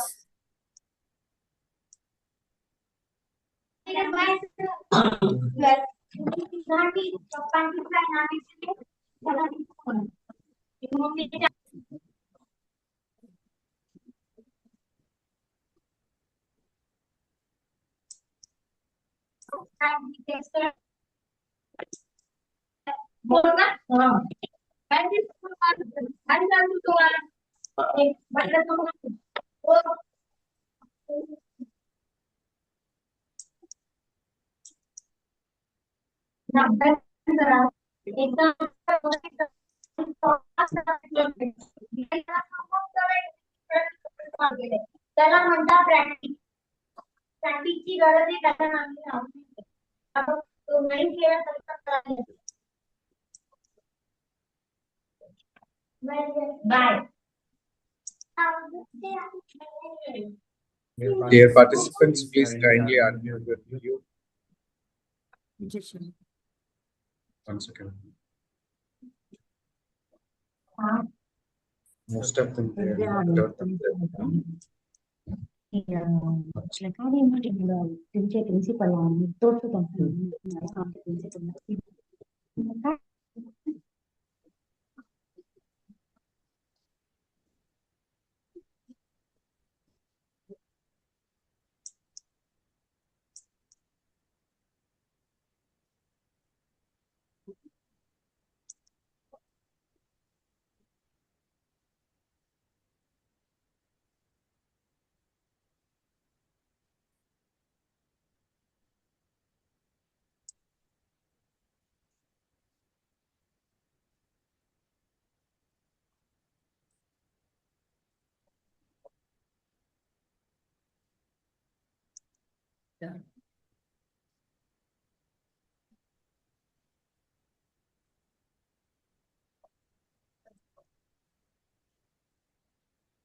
Thank you all. Thanks for your cooperation. Sir, thank you so much, sir. I know you're so busy with your schedule. Yeah. Repeatedly, I was requesting you. Thank you for accepting and presenting today, sir. Thank you so much. Very thoughtful presentations. Yeah, thank you very much. Thank you. Take care. Bye. Thank you.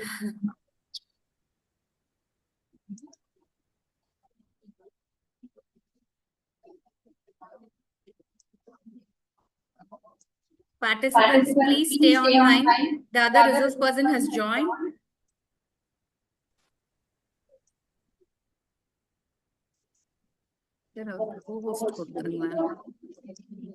Already given.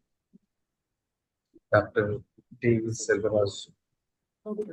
Yes, already he answered it at the same post. Professor Selvaraj, sir.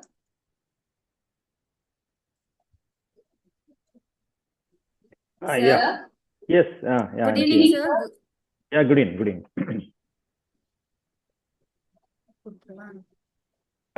Good evening, participants. Now I invite Dr. T. Periyadha, sir, to introduce our chief guest. Thank you, ma'am.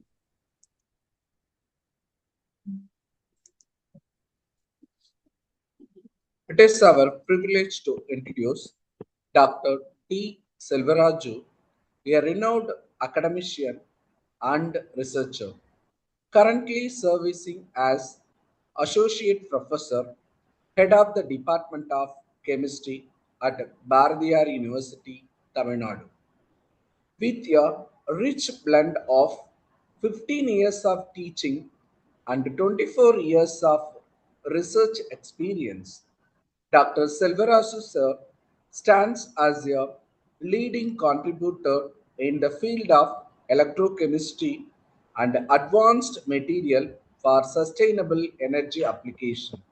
His research excellence is reflected through an high index of 23 with over 1650 citation, 60 publication in high impact international journals, and a patent innovation addressing energy storage and environmental challenge.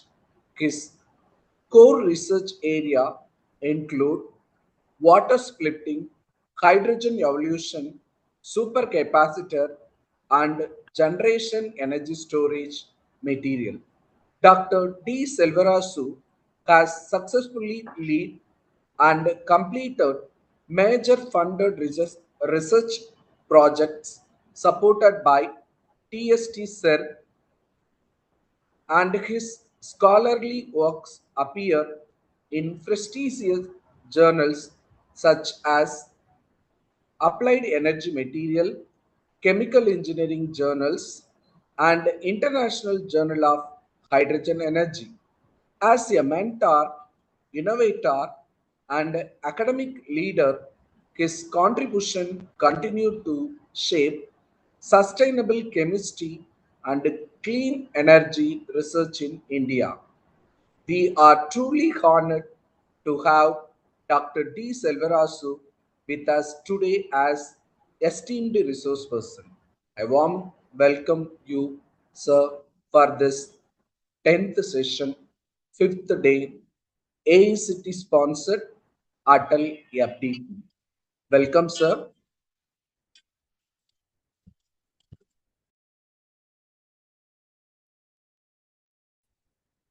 Yeah, Now thank we'll you. hand over the session to sir. Yeah, thank you for your brief introductions and giving this opportunity to talk before some of the peoples, that is the engineering faculties, and in terms of in short notice, I try to make justice in terms of giving the lectures in. Is the slide is visible? Whether the slide is No, visible? sir. No, sir. Your face is Yeah, visible, but the yeah, slide yeah. is Just a minute, just a minute. okay, sir. So,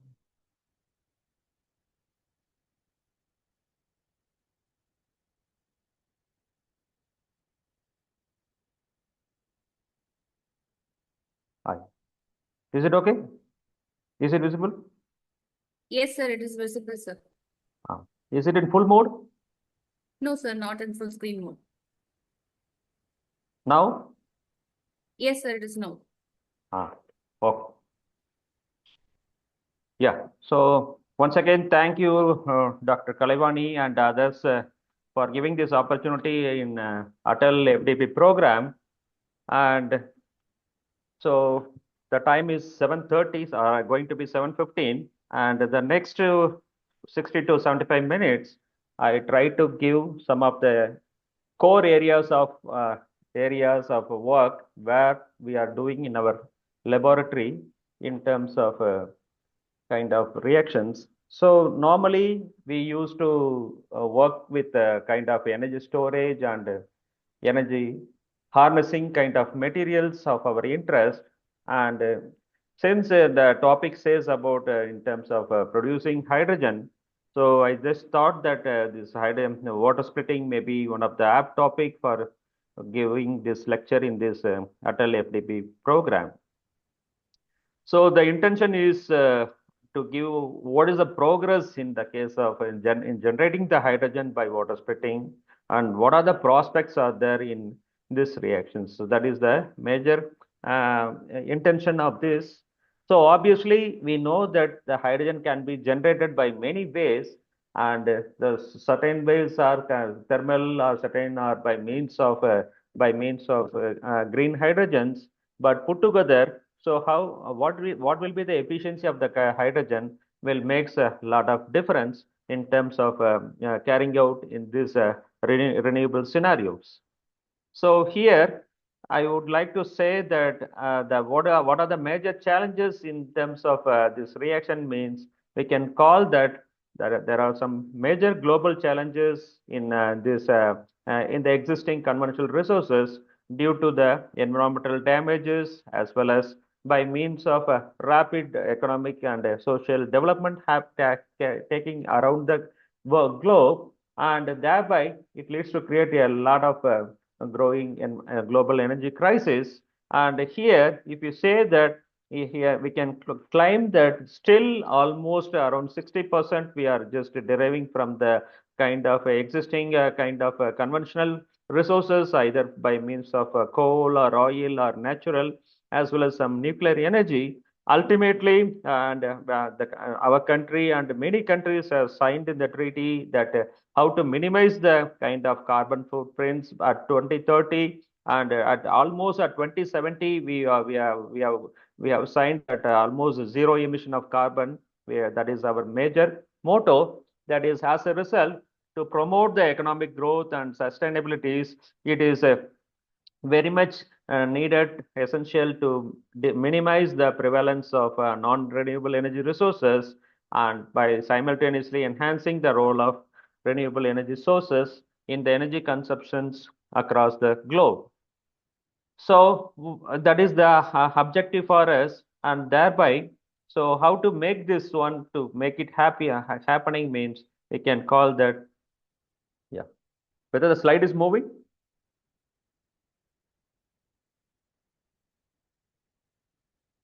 No, sir, it is in the second slide, sir. Yeah, just a minute. I think there is little problem. So Yeah, it is moving now, sir. yeah. So the hydrogen serves as one of the electrical power generating by fuels, and it has a potential to substitute the conventional fuel as a oil for most of the IC engines. And we know that hydrogen is potentially considered as a promising, clean, environmental friendly energy carrier and an attractive to fossil fuels. And it is one of the most abundant novel energy and lightest component known for the Homo sapiens that has garnered much attention in the context of world energy crisis in the 21st century. And the hydrogen energy has emerged as a vital and promising renewable energy clean fuel for the future because of exceptional purities and high gravimetric energy densities and superior energy conversion efficiency or environmental friendliness and zero carbon emission, and the byproduct is only the kind of water. So if we talk about the water, okay, we can say that splitting of water in the blackboard, remains very easy. But if we want to split the water, it is one of the very challenging when compared to dissolving the gold. I know that everyone knows that gold is one of the precious element, and for millions of years it will retain as such. It cannot undergo any kind of aerial reaction. The reason is it has a very high potential to undergo oxidations. So the gold oxidation may take place at 1.1 volt. When you compare to gold, the water splitting will take place at 1.23 volt. That is, compared to gold oxidation, the water splitting requires a little bit higher energy in terms of to break into hydrogen and oxygen molecule.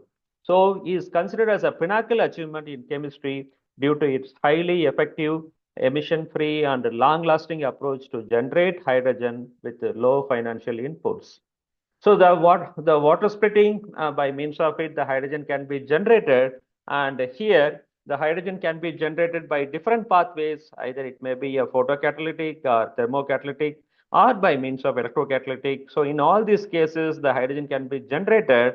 So among these three processes, either the photocatalytic or electrocatalytic can be claimed as a greener channel. The reason is without undergoing increasing the temperatures or without undergoing any kind of emission byproducts, obviously the reaction can take place, and thereby either photocatalytic or thermocatalytic is one of the very important aspects in terms of generating the green hydrogens.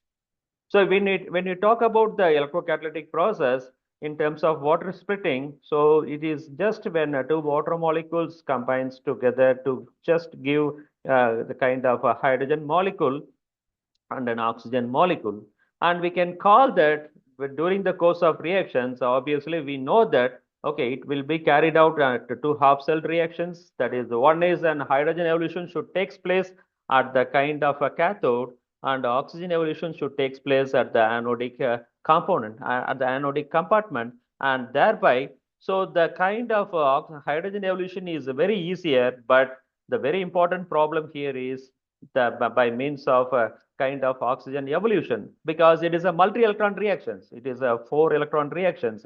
Normally, we know that, okay, in the laboratory, the single electron reaction is very easy. Okay, you can do any kind of channeling the single electron is very comfortable.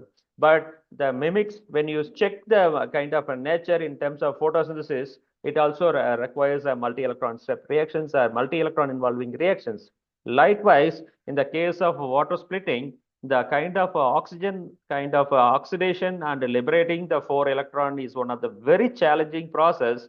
And if the challenging process of releasing 4-electron happens, and thereby the hydrogen can be reduced. So that is one of the very easiest way. There is no problem.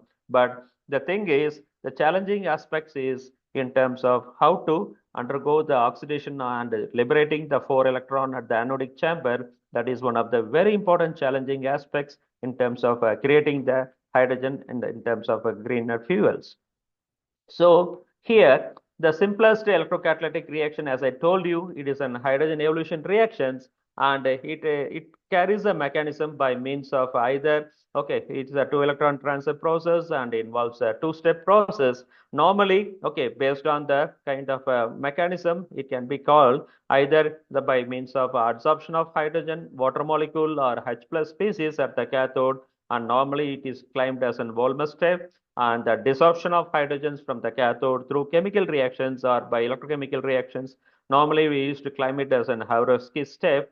In both the cases, either in the acidic medium or in an alkaline medium, the reaction can easily can happens. That is, in the case of acidic medium, there is a kind of a 3-step, I mean, in terms of Volmer reactions, and Havrowski reaction can take place, or Volmer reaction and Tafel reaction can take place based on the kind of a kind of reaction involves.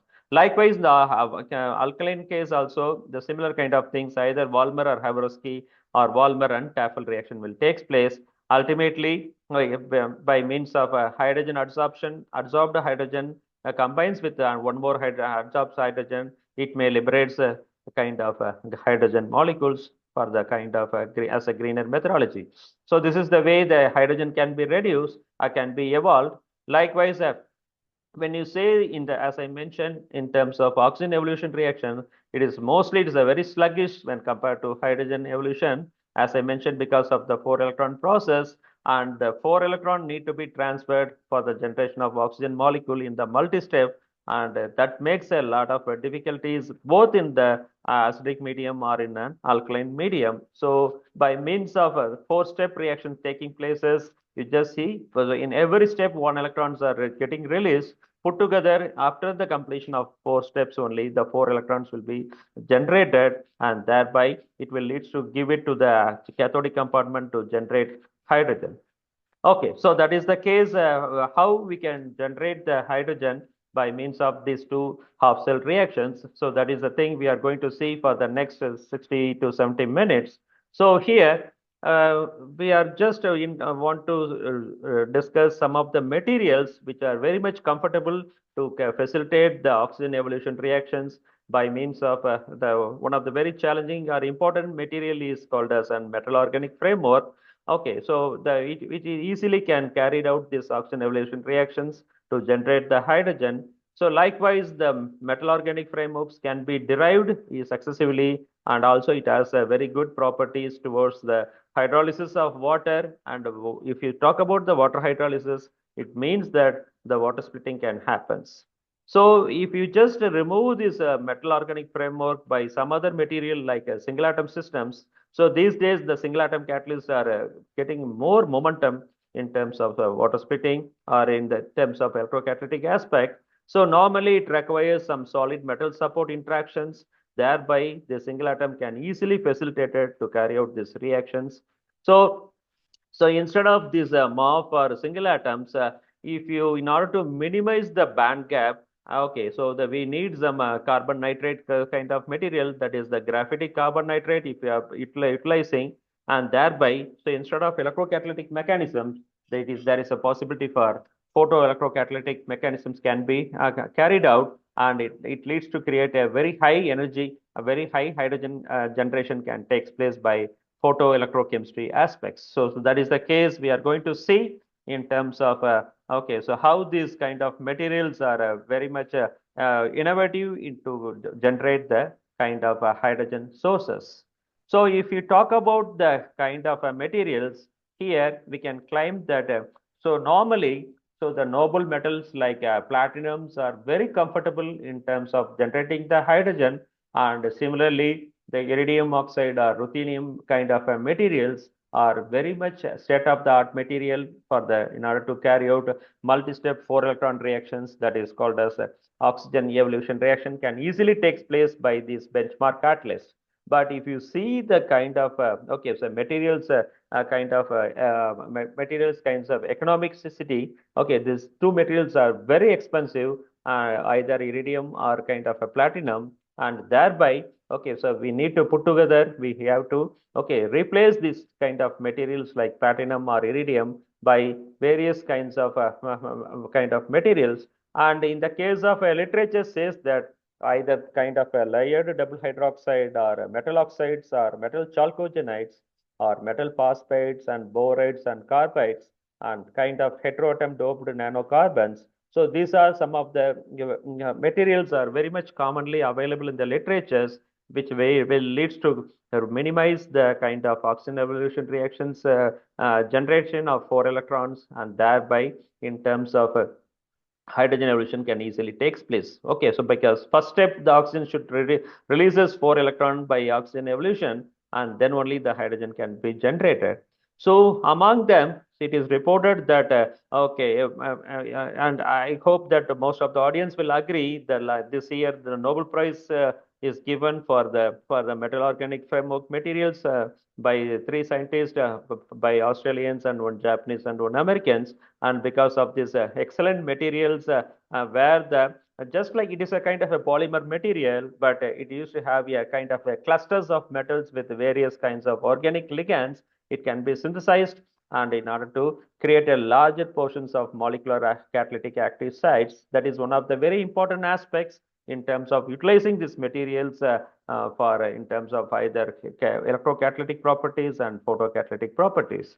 So here you can say that this MOF or metal organic frameworks can be claimed as a new family of porous materials with highly oriented structures and have emerged as a promising alternative to conventional catalysts. And it is because of porous crystalline material composed of metal ions and clusters and organic ligands.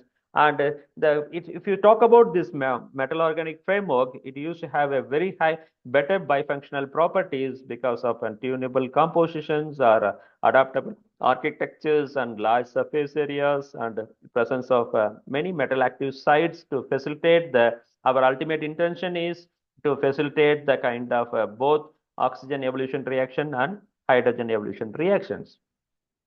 And here, so likewise, if we talk about the electrochemical overall water splitting, okay, are closely related to the electrocatalyst of the materials. So as I mentioned, so the either by means of using the graphitic carbon nitrates or using by multi-walled carbon nanotubes or by using some single layered or few layered of reduced graphene oxide. So all put together, okay, it is possible to act as a very important material in terms of carrying out this water splitting cases. So thereby our intention is to just carry out this MOF derived composites into because of its better properties like stabilities and pore size in order to use it for water splitting purposes.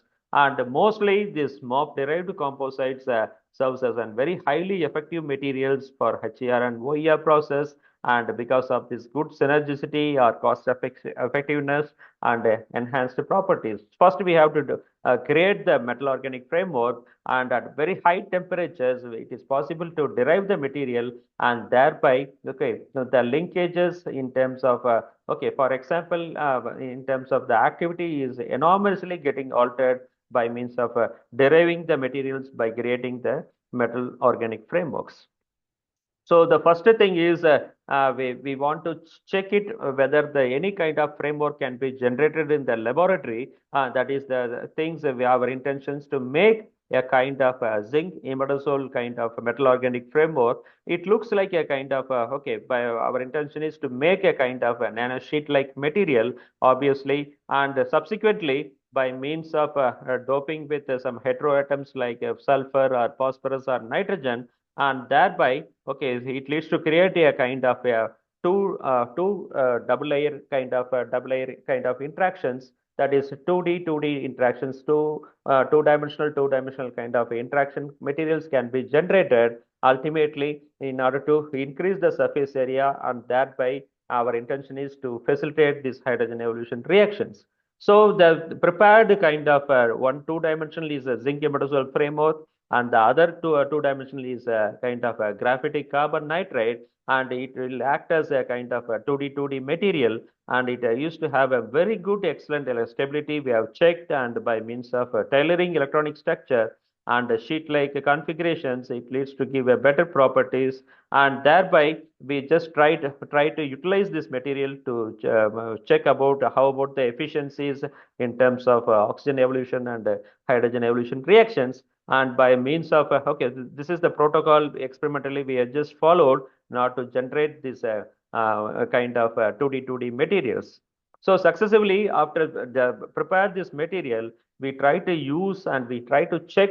Okay, so what kind of okay, so spectroscopic characterizations or physiochemical characterizations we have just carried out in terms of how about the kind of metal centers and kind of organic linkers present over there. So with respect to zinc imidazole framework, we just check how about the fingerprint regions and how about the kind of okay, so regions from 1500 to 4000 region, and we just understood that a kind of a material that is by optimum temperatures, if you are just generating the material of a zinc imidazole framework, it used to have a better properties. And subsequently we try to make a kind of phosphor doped graphitic carbonitrate at various elevated temperatures, and identified that one particular kind of temperature is optimum in terms of to make a kind of 2D materials.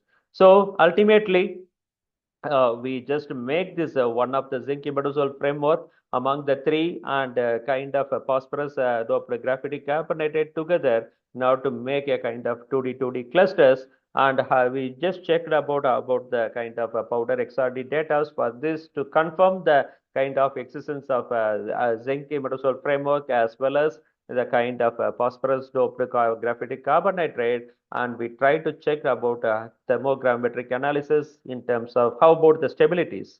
So when the kind of when the 2D material is generated, this is the brown kind of materials, and it says that so the in terms of the TGA or thermogravimetric analysis, up to even up to 800-degree temperatures, the stability is okay, almost 90% or more than 80% stability is retained, and it can be used for a prolonged period of time. Thereby the stability of the material is good by means of 2D materials. And then we just try to okay understood about how about the zeta potential, because in terms of in order to expose the materials normally, okay, the zeta potential we have to check okay what is the range of the materials. So it should be in the range of normally in terms of from 0 it should be the okay, so it should not be a very high negative or very high positive.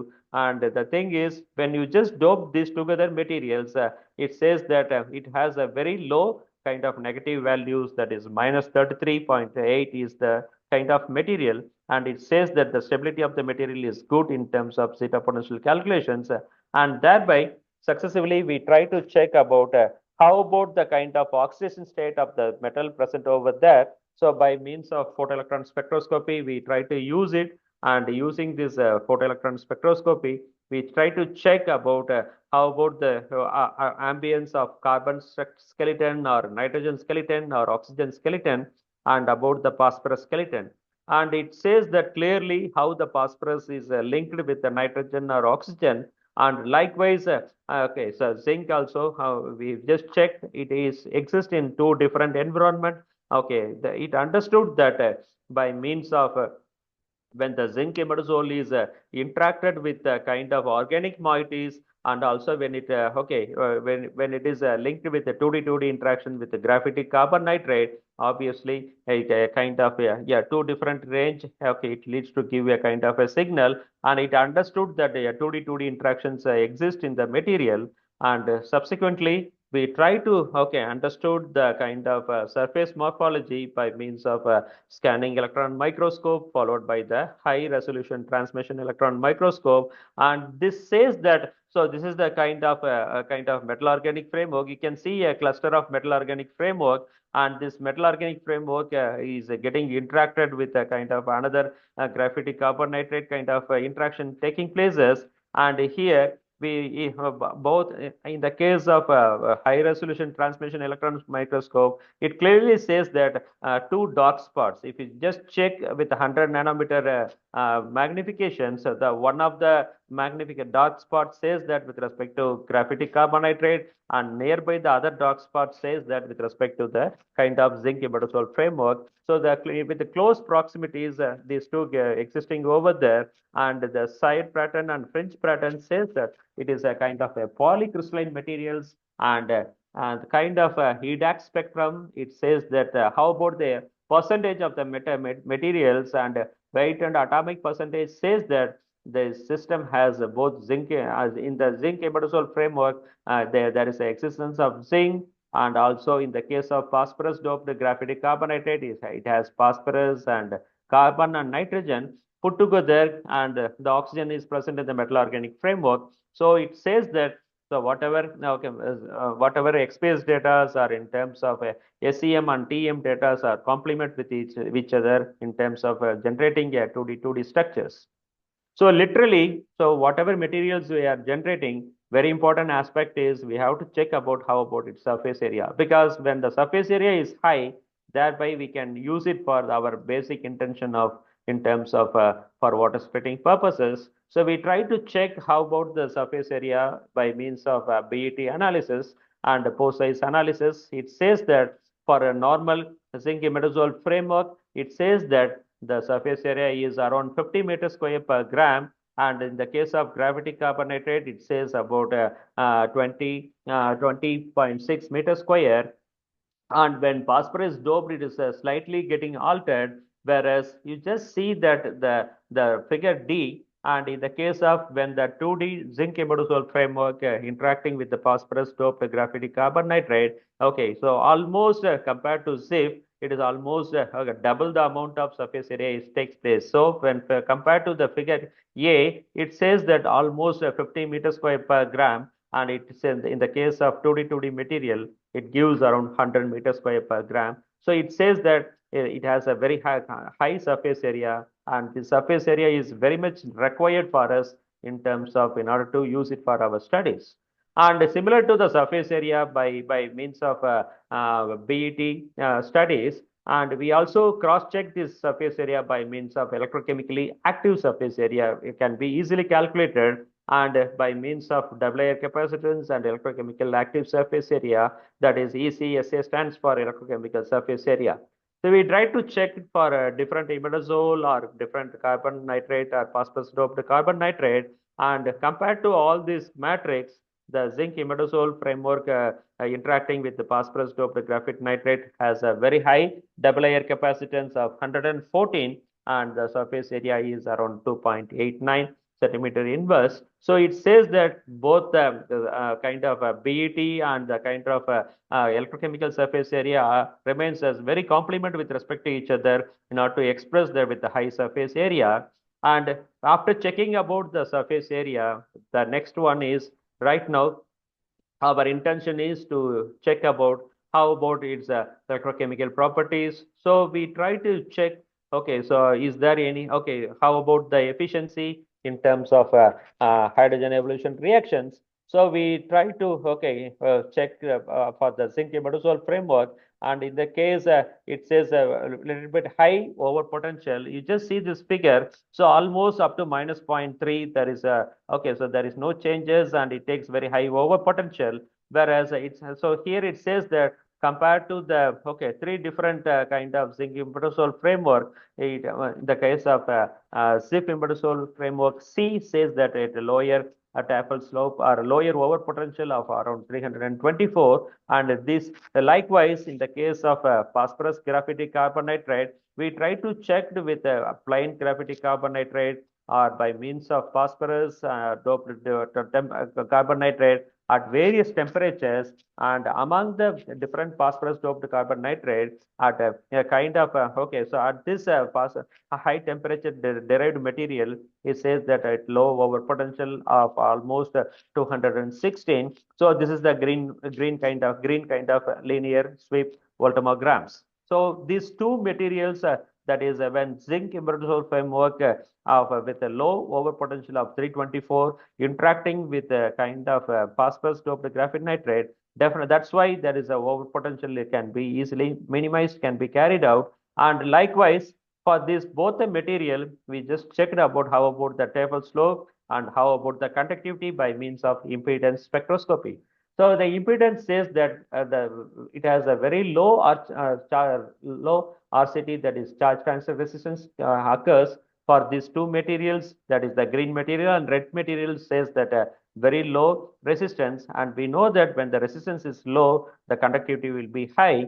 So put together, we just make the material with say zinc imidazole framework interacting with the graphite carbon nitrate, and it says that it gives a tremendously versus a very good performance, that is so similar to the real materials like a platinum. For as I mentioned, that is the apt material for hydrogen evolution is a platinum material, and the over potential for platinum is almost 182, and our material, the developed material of 2D material gives almost similar kind of performance, okay, with the over potential of 200. And it says that the hydrogen evolutions can be, okay, mimic the kind of real systems like a platinum kind of systems, and thereby we are just okay, optimize this material as a better material for hydrogen evolution reactions. Similarly, the next part is one of the very important thing, as I told you, that is the same material has a kind of oxygen evolution, because the oxygen generation required, as I mentioned, the 4 electron is needed. So the same different zip materials and kind of phosphorus doped graphene materials, graphite carbon materials, the same material that the red materials and the green material, that is with respect to phosphorus doped graphite carbonate and zinc imidazole framework, it gives a similar kind of performance, just like your hydrogen evolution. In the case of oxygen evolution cases, also gives a similar property, and we just try to check how about the kind of oxidation and releasing the 4 electron process. So in this case, as I mentioned, normally the hydrogen evolution is good in the platinum, and as I told, iridium or ruthenium is very comfortable in the case of oxygen kind of oxidation reactions.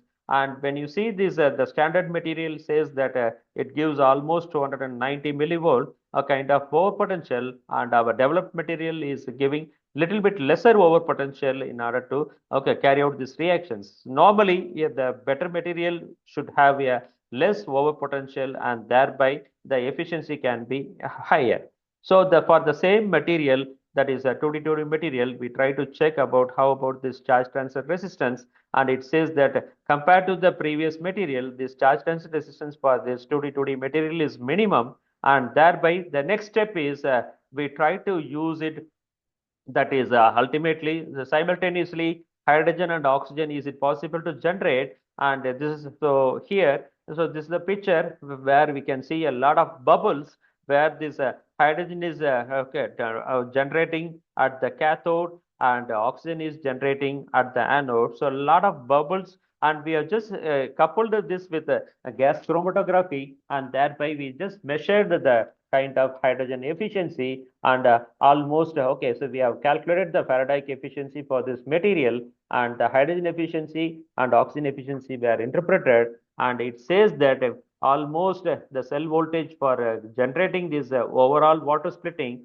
happens at 1.61 volt. Okay, so normally the thermodynamic potential for this is 1.23, and normally, okay, so it normally for any real system is to have a little bit over potential. So from 1.5 to 1.6, we can claim that it is a better material in terms of cell voltage to generate, and the hydrogen generation can take place. So it's very long time. You just see that here we have just recorded the stability almost 100 hours. We are continuously recorded, and it is maintaining the same kind of hydrogen efficiency, is retaining up to the 100 hours. So you just see that. So this is the efficiencies starting is around the 13 to 14 current density, and slowly, even after the 100 hours, it remains almost the same. So this is the chronoamperometry kind of tools, and it says that the stability of the material is good, and it continues for a continuous reaction. It is possible to carry out, and here. So we just checked with kind of different electrodes, So when we use this standard systems like platinum and ruthenium oxide, it used to have the over potential of 1.57. That is the kind of okay, real systems, or we can call it as a standard systems. When you compare to the standard systems, our material, that is when zinc imidazole framework interacting with the graphite carbon nitrate, it gives the over voltage of 1.61. So almost 0.04 volt of okay, higher voltage is required to facilitate the hydrogen and oxygen at both the terminals. And that is, we just checked the stability for a longer period, and before and after stability, that is before and after 100 hours, we just checked about this spectra for, I mean, in terms of linear sweep voltammetry, and there is no changes happens. It says that the material stabilities or kind of electrode stability remained very intact in terms of during the course of splitting the waters at both the terminals at the anode and the cathode. So hydrogen is continuously generating by means of these reactions. So that is the case we just identified by using this zinc imidazole kind of framework, like metal organic framework. When it interacted with the graphite carbon nitrate, the hydrogen generation can take place continuously for more than 100 hours.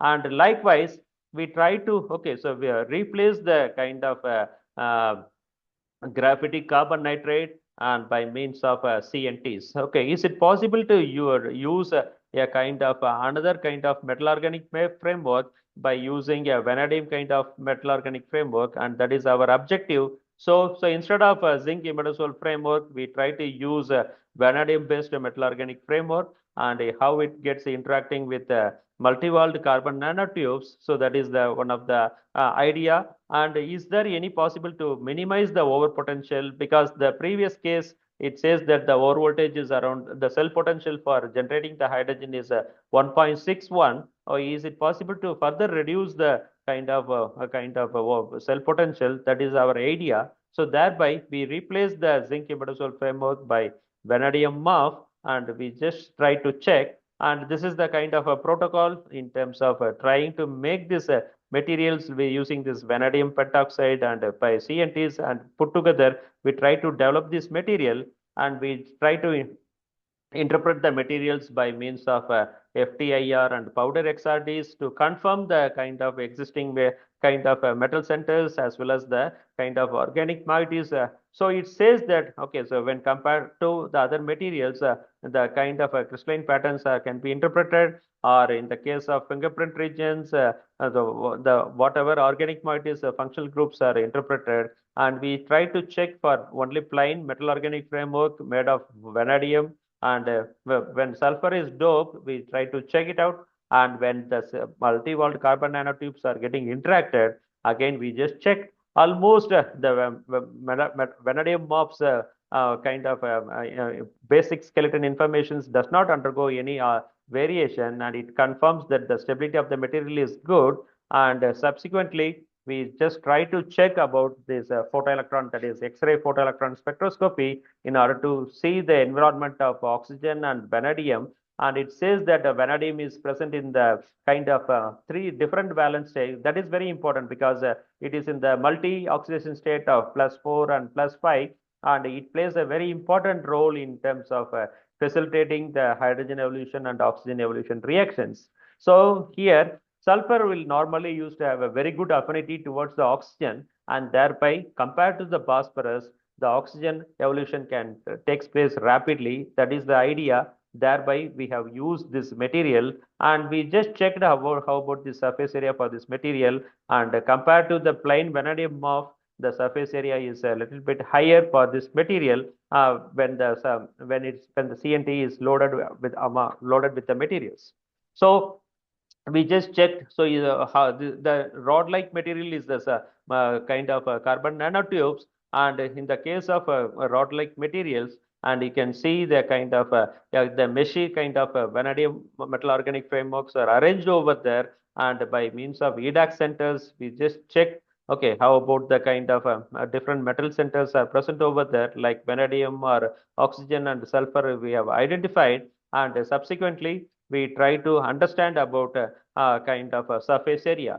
And in the case of when the metal organic framework interacting with the CNTs, it says comparatively higher surface area. So comparatively, okay, so when the CNT is getting interacted and it understood that the surface area is enhancing, and thereby the next step we want to check about is there any probability for hydrogen evolution, and thereby here we try to check for plain metal organic framework and sulfur doped metal organic framework, and followed by a kind of when CNT is introduced. And in both the cases, okay, it says that when the CNT or multi-walled carbon nanotubes are introduced, the overpotential is reduced from minus 0.5 to minus 0.3, and thereby, okay, so this is the case we can say that when compared to the nickel foam, this platinum also has a similar probability. So that it says that the overpotential for the developed material is almost 48, and this bar graph says that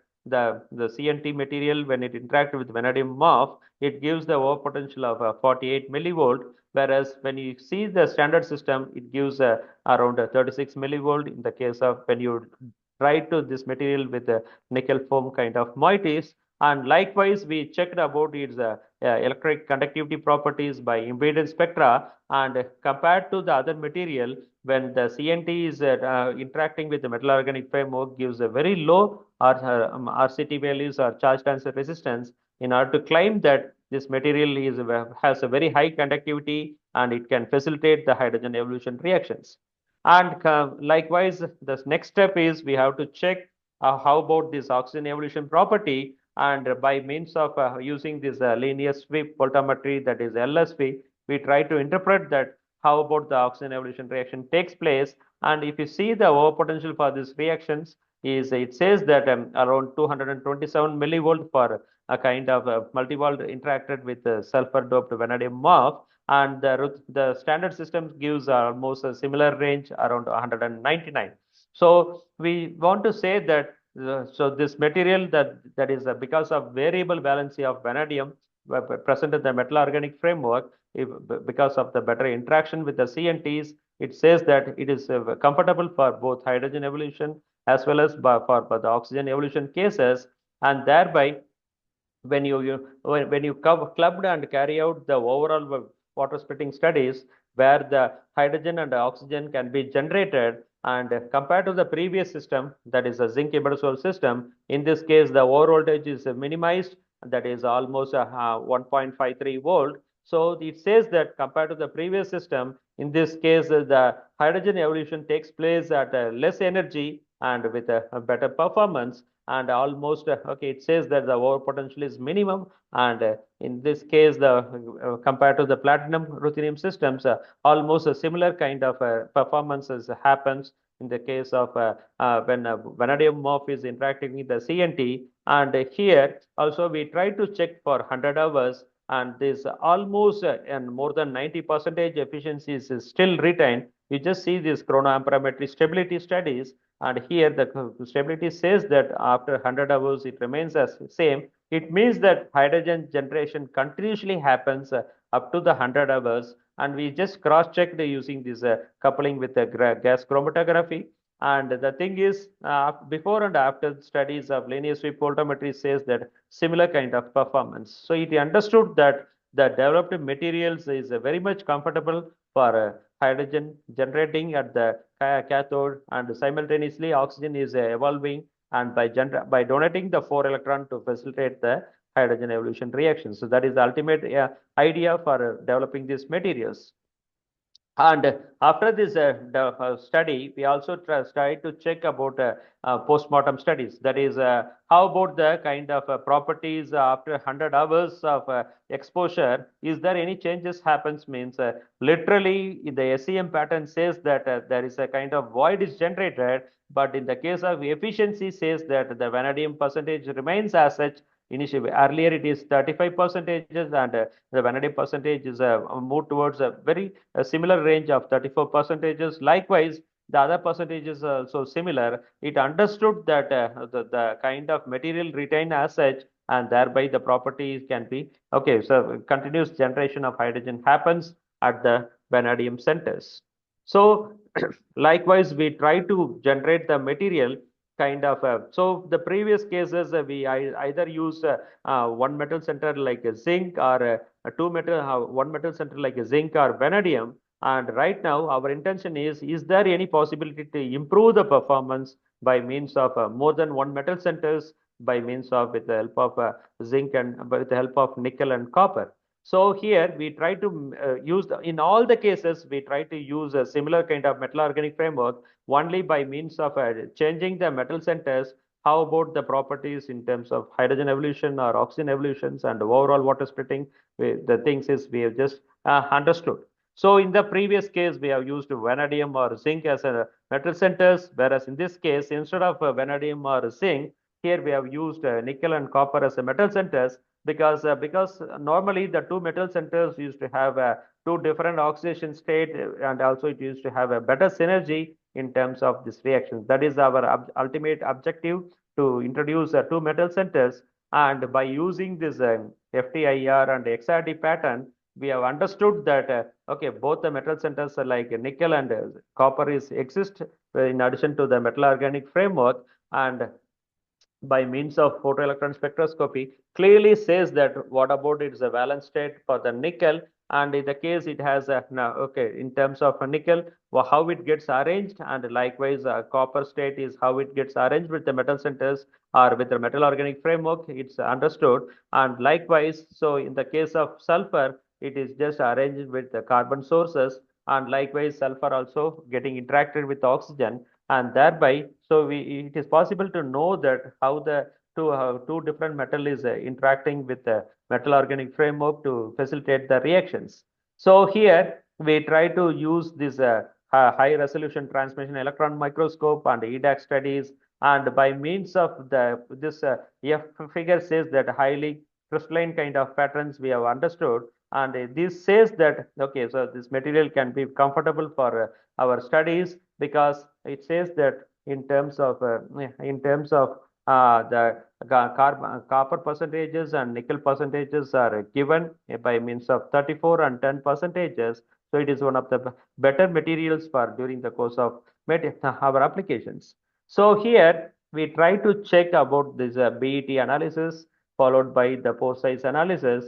And the BET study says that the surface area for the material is around 41 percentages. And when only when reduced carbon oxide is reduced graphene oxide is present, and thereby when you introduce different kinds of heteroatoms, their surface area getting altered. So when compared to the nitrogen doped graphene oxide, if the presence of phosphorus or sulfur, and as I mentioned, sulfur normally used to have the high surface area, and we want to introduce sulfur. The reason is the affinity with respect to oxygen is better in the case of sulfur when compared to the nitrogen or phosphorus. That's why okay, we have just studied all put together, and we are okay, we want to use this sulfur doped graphitic copper nitrate okay, yeah, at the nickel and copper metal centers in terms of MOF to carry out the kind of hydrogen evolution and oxygen evolution reactions.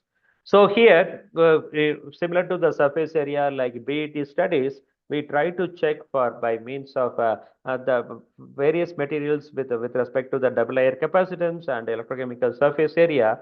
And in that case, as I told, okay, because the surface area for the bed is higher for sulfur doped cases. Likewise, in this case also the very highly complement data we have obtained, that is only when sulfur is introduced, it says that introduced at the bimetallic MOF, it has a very high double layer capacitance as well as the higher electrochemical surface area. And thereby this material we want to check it for both HER and OER purposes. And okay, so here we try to initially check for only the graphitic carbon nitrate with the different heteroatoms, and identified, as I told you, sulfur has a better affinity, and thereby compared to the other systems, when sulfur is doped, it has a very low overpotential. So thereby we have just introduced this sulfur doped graphitic carbon nitrate with respect to the bimetal centers. And if you see the figure, this bar graph, it says that compared to the other systems, that is when sulfur is introduced with the graphitic carbon nitrate and by means of reduced graphene oxide, with respect to the bimetal centers, it has a very low over potential, and it is around 51 millivolt, and it is similar to the platinum carbon systems. And also we checked here how about the kind of conductivity by electrochemical impedance, and it says that this when sulfur is introduced with respect to the bimetal metal organic framework, says that it possesses a very low RCT values. And in addition to the hydrogen evolution reactions, we interpreted how about the oxygen evolution cases for both the cases, and it says that, and similar to the previous case, the sulfur doped systems of the nickel copper metal organic framework gives a lower ore potential of 220 millivolt, and it is similar to the kind of standard systems like ruthenium oxide, and thereby we can use this material for a kind of again for hydrogen and oxygen generations. So we just try to just make the kind of two half cell put together, and at what one half cell the hydrogen will be generated at the cathode, and at the other terminal the oxygen will be generated. We just cross check, and here we identified that similar to the previous cases, in this case also the cell voltage is around 101.53 volt.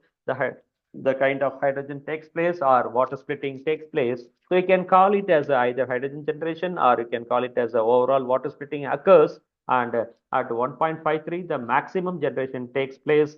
And here we have checked for more than 48 hours. And in the 48 hours stability, it says that okay, almost a similar kind of pattern is observed. It says that it does not undergo any kind of degradations.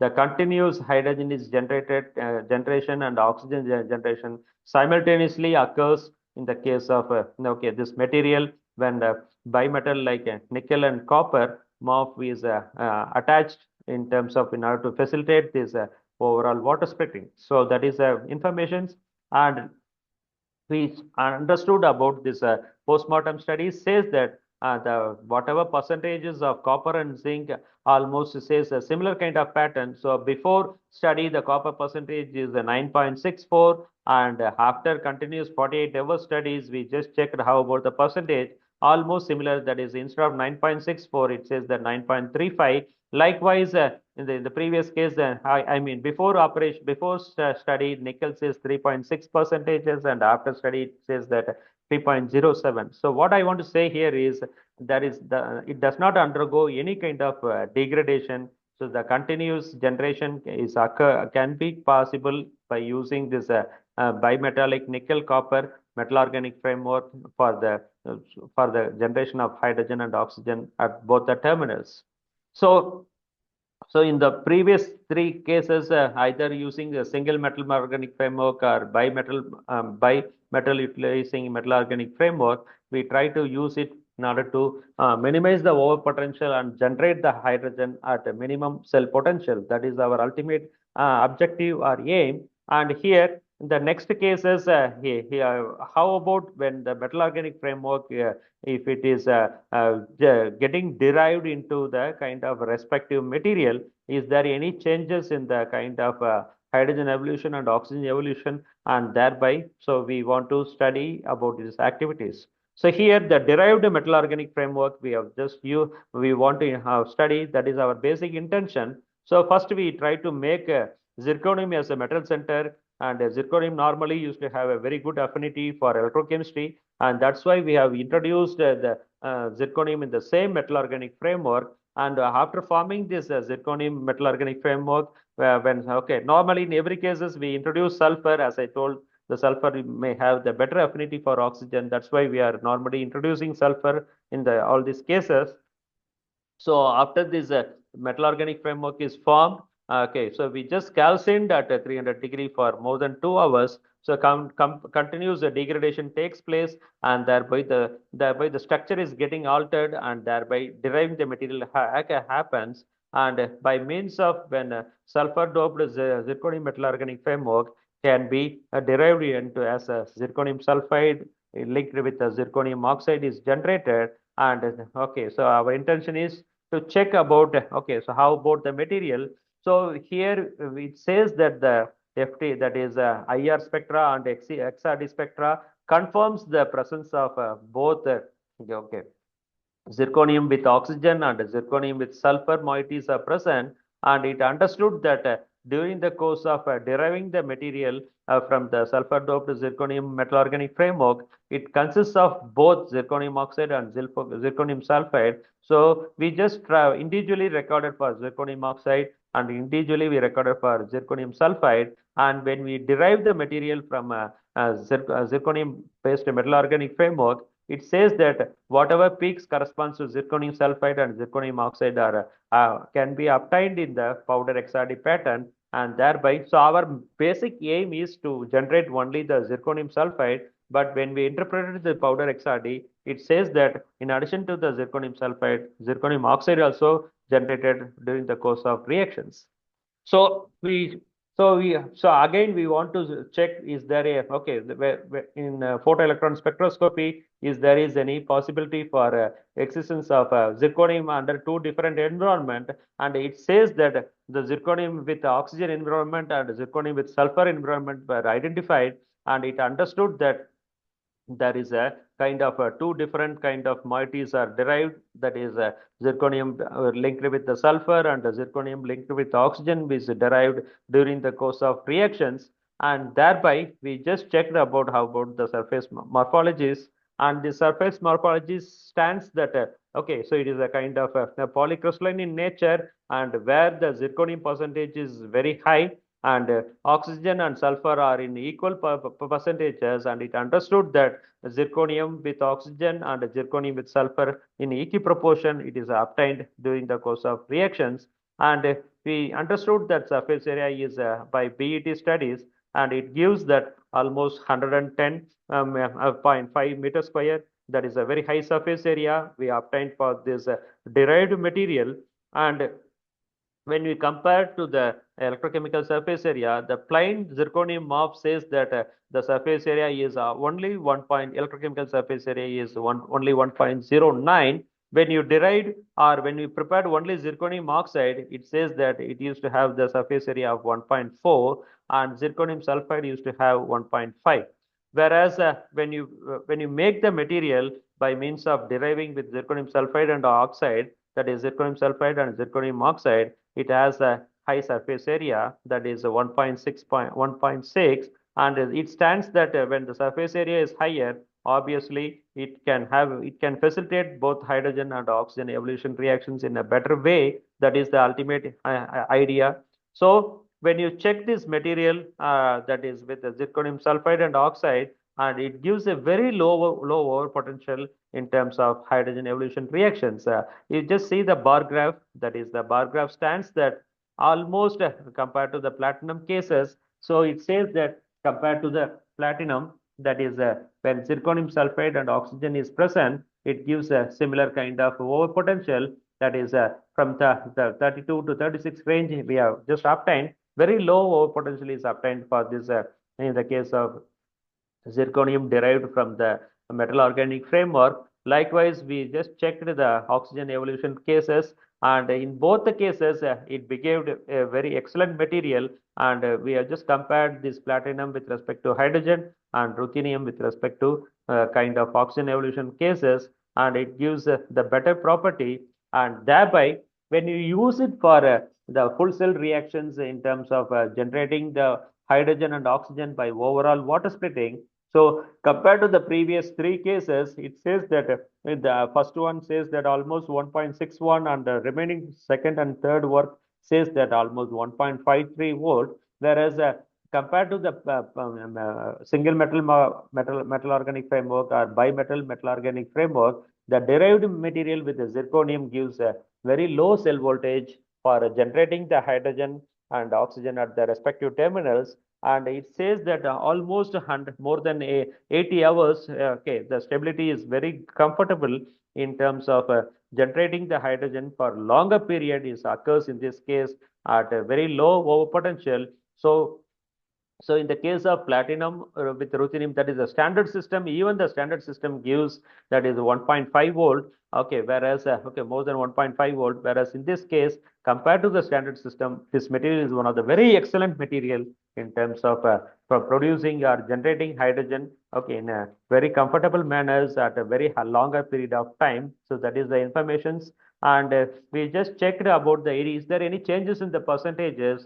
And there is no major changes with respect to zirconium or oxygen and sulfur we are observed before and after 100 hours duration of exploration takes place. Okay, so we make a single metal or bimetal or deriving the material and put together. The next one is we our intention is to make two different metal organic framework and interacting with this and followed by deriving the material. Is it possible to make it out? Because the previous case, using zirconium as a metal centers and thereby we try to generate at a lower over potential. So if you have more than one metal centers, thereby, so the conductivity can be altered with the help of aluminum, and the manganese can leads to give a good electrocatalytic property, and that's why we have chosen manganese and aluminum as a metal centers to generate the metal organic framework, and then subsequently we derive the materials, that is with the manganese sulfide and aluminum sulfide subsequently to use it for the same kind of reactions. So by using this IR or infrared spectroscopy and powder XRD pattern studies, we understood that the existence of manganese sulfide and aluminum sulfide is present, and subsequently, we try to use this is one of the excellent tool like a powder XRD, followed by the X-ray photoelectron spectroscopy to check is the existence of two different environment. So the manganese environment is also present along with the sulfur. Likewise, aluminum environment is also present with respect to the metal centers. So it understood that there is existence of two metal centers at the electrode surface to carry out the reactions. And we try to check about how about the surface morphologies by SEM and TEM studies, and about the fringe patterns and other information by EDAX studies says that almost aluminum percentage is relatively higher compared to the manganese, and thereby the conductivity of the material is higher, and sulfur percentage is higher. In this cases, it says that sulfur would be coordinated with both aluminum and the manganese systems for the studies. And so our basic intention is to check about how about the surface area, and it says that the surface area is relatively better of more than 100, that is 120 meters square. And likewise, we have calculated the electrochemical surface area, and it gives a relatively better when compared to the single metal organic framework like manganese or aluminum, and thereby in this case gives a so the complement with respect to the BET surface area studies. So we checked this how about the kind of hydrogen evolution takes place and oxygen evolution takes place. So almost the over potential for the case of bimetal like manganese and aluminum is present. The derived material says that the over potential is similar to the platinum, and likewise in the case of oxygen evolution cases, it says that similar to the ruthenium oxide. We try to develop this material, and subsequently so we try to use for the kind of overall water splitting. And in the case of overall water splitting, we understood that it gives a similar potential of 1.51, for the kind of generating the hydrogen and oxygen at the respective terminal, and continuous hydrogen bubbles is obtained. And we just connected with the GC and understood the Faraday efficiency of hydrogen we have carried out, and thereby also we checked about the stability all for more than 48 hours, and also we just understood the linear sweep voltammetry stabilities by means of before and after operations remains more stable. So this when more than one element is present and derived the material, so compared to zirconium, it has little bit higher over potential, but the stability of the material is good in the case of making this material. And the next 5 to 10 minutes, so compared to the metal organic framework, I want to show the some other important materials of our interest. So how to develop a single atom catalyst, because these days single atom is getting more momentum, and our intention is to develop so we have developed different kinds of single atoms, and one such is given for you for understanding, that is cobalt is we are developing at a single atom catalyst. And normally any kind of single atom should be generated on the kind of a kind of a 2D material. So using a kind of molybdenum phosphate and tungsten phosphate as a kind of a sheet-like material, and we want to grow this cobalt single atom on the surface. So this molybdenum phosphate and tungsten phosphate is normally act as a strong metal support interactions in order to arrange the single atom on the surfaces, and thereby we have to check it whether it is the generated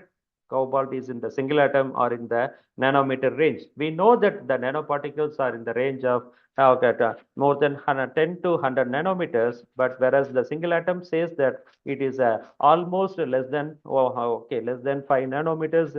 It is possible to make this kind of single atom materials. So the thing is how to develop this single atom means, so by using these protocols, that is by using the kind of precursors with respect to cobalt and with respect to the molybdenum and tungsten and the phosphorus and the phosphate protocols, precursors, it is possible to make it out by experimentally. And the very important thing is, in the case of powder XRTs, we try to check it out, and we try to check it for both molybdenum phosphate or tungsten phosphate, or put together molybdenum tungsten phosphate put together, and it confirms that the existence of both molybdenum tungsten phosphate.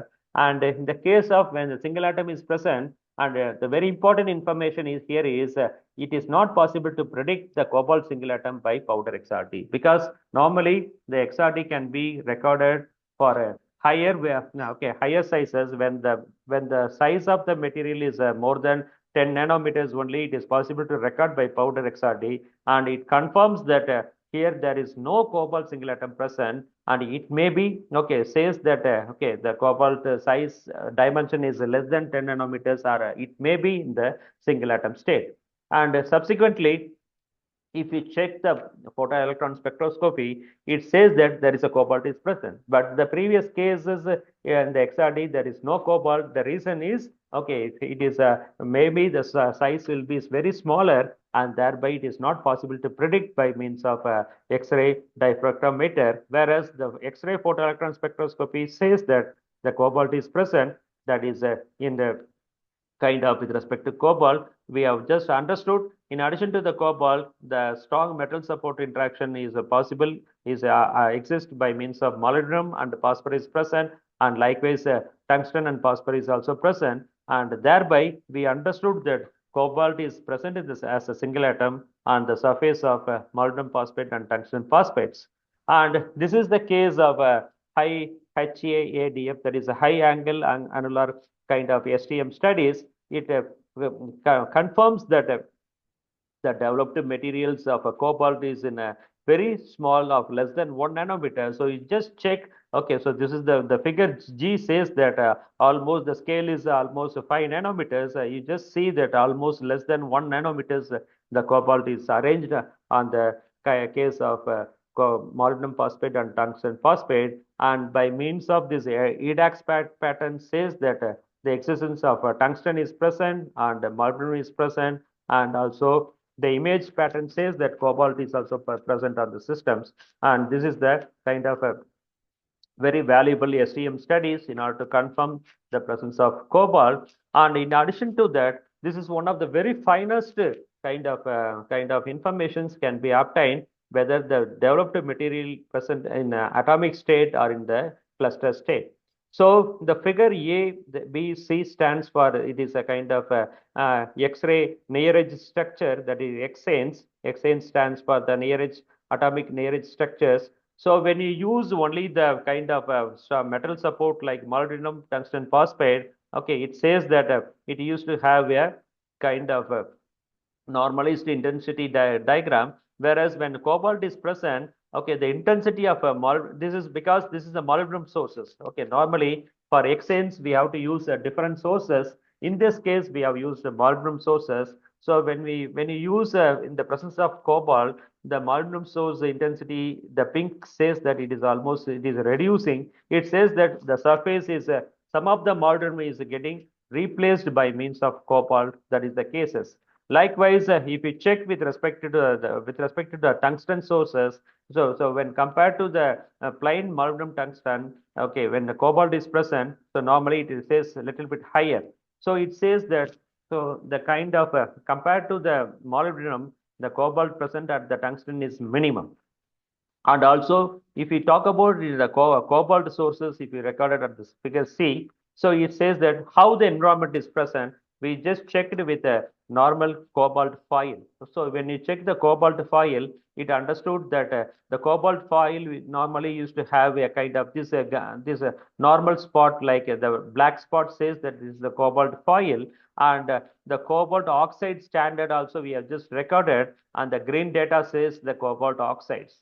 And also cobalt CO3O4 standard also we have just recorded, that is a blue color, and this is we have just recorded. And our developed material, that is a pink color, says that okay, it is closely resembled with respect to the cobalt oxide, and we confirm that the developed single atoms are present as a cobalt oxide on the surface of molybdenum and tungsten. So likewise, in addition to the X-rays, we try to check that extended X-ray atomic fine structures in order to understand that how about the molybdenum phosphate structures and the tungsten phosphate structures. So it says that when cobalt is present on the surfaces, so almost the kind of the interatomic distance is slightly getting altered. It means that some of the molybdenum on the surfaces are getting exchanged by means of cobalt. And likewise, in the case of tungsten sources, also says that almost okay, in that case also the tungsten phosphide, instead of tungsten phosphide,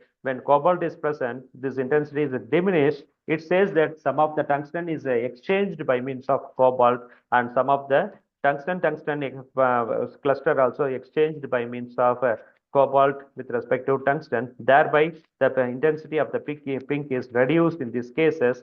So likewise, so we also just compared with a different standard, and we identified that the developed material, that is the cobalt, is linked with both the molybdenum and also the tungsten, and also it is linked with the phosphorus. So this is the case we have just identified, and with the various fine structures we have understood about how about the kind of single atom present on the surface of molybdenum phosphate and tungsten phosphates. So here we just our intention is to check about this electrochemical surface area, and it says that it has a comparatively better surface area. And the very important thing is our intention is to check how about the efficiency for hydrogen and oxygen evolution reactions. So we try to check the hydrogen evolution cases. So this, when a single atom is present and this efficiency is similar to the platinum, the overall potential is similar. And likewise, when the oxygen evolution reaction cases says that almost compared to the ruthenium, the overall potential is minimum, and it confirms that the stability, it confirms that the developed single atom is very comfortable and very good electrocatalytic material in order to generate the hydrogen at the cathodic terminal, and oxygen at the anodic terminal can takes place, and the stability also we understood. So likewise, we try to check how about the overall water splitting, and it understood that okay, so less than 1.5 volt, that is almost 1.49 volt, the reaction can takes place. That is a continuous electrolysis takes place, and the hydrogen and oxygen is generation can takes place. And whereas when you compare the standard systems, it has a little bit higher energy is required. That is almost 1.52 volt is required. So compared to the standard systems, the developed cobalt material is performing very excellently of less than 0.03 volt in order to generate the hydrogens at the cell voltage of 1.49. And we also try to use some theoretical studies in terms of stabilities and other areas in order to check how about the energy minimizations, and before stability and after stability studies confirm that the materials does not undergo any surface reconstructions, and the stabilities of the material is okay, relatively okay, stable for a longer duration of period. And here we try to understand by means of the kind of theoretical studies how the kind of okay, so strong metal support interaction, that is molybdenum tungsten phosphide is arranged, and thereby so how the cobalt atoms can be accommodated. And it says that the in the case of molybdenum phosphide and tungsten phosphide, the cobalt will be exchanged, or it can be easily coordinated, mostly with respect to the kind of okay, so with respect to phosphorus case, it is getting linked. and thereby the interaction takes place. So we try to check how about the kind of reaction coordinate. And here, when we use a cobalt with respect to molybdenum phosphate or tungsten with respect to molybdenum phosphate, it says that almost the hydrogen evolution can easily facilitated. Okay, so in the case, it says that when cobalt is interacting with the molybdenum, says the maximum occurrence can take place, and thereby almost the hydrogen evolution can take place at the rapidly. And when compared to the tungsten cases, likewise, in this case, the oxygen evolution also takes place simultaneously, and it confirms that okay, the developed material is very feasible in terms of minimizing the energy minimization can take place now to generate the hydrogen and oxygen at the respective terminals.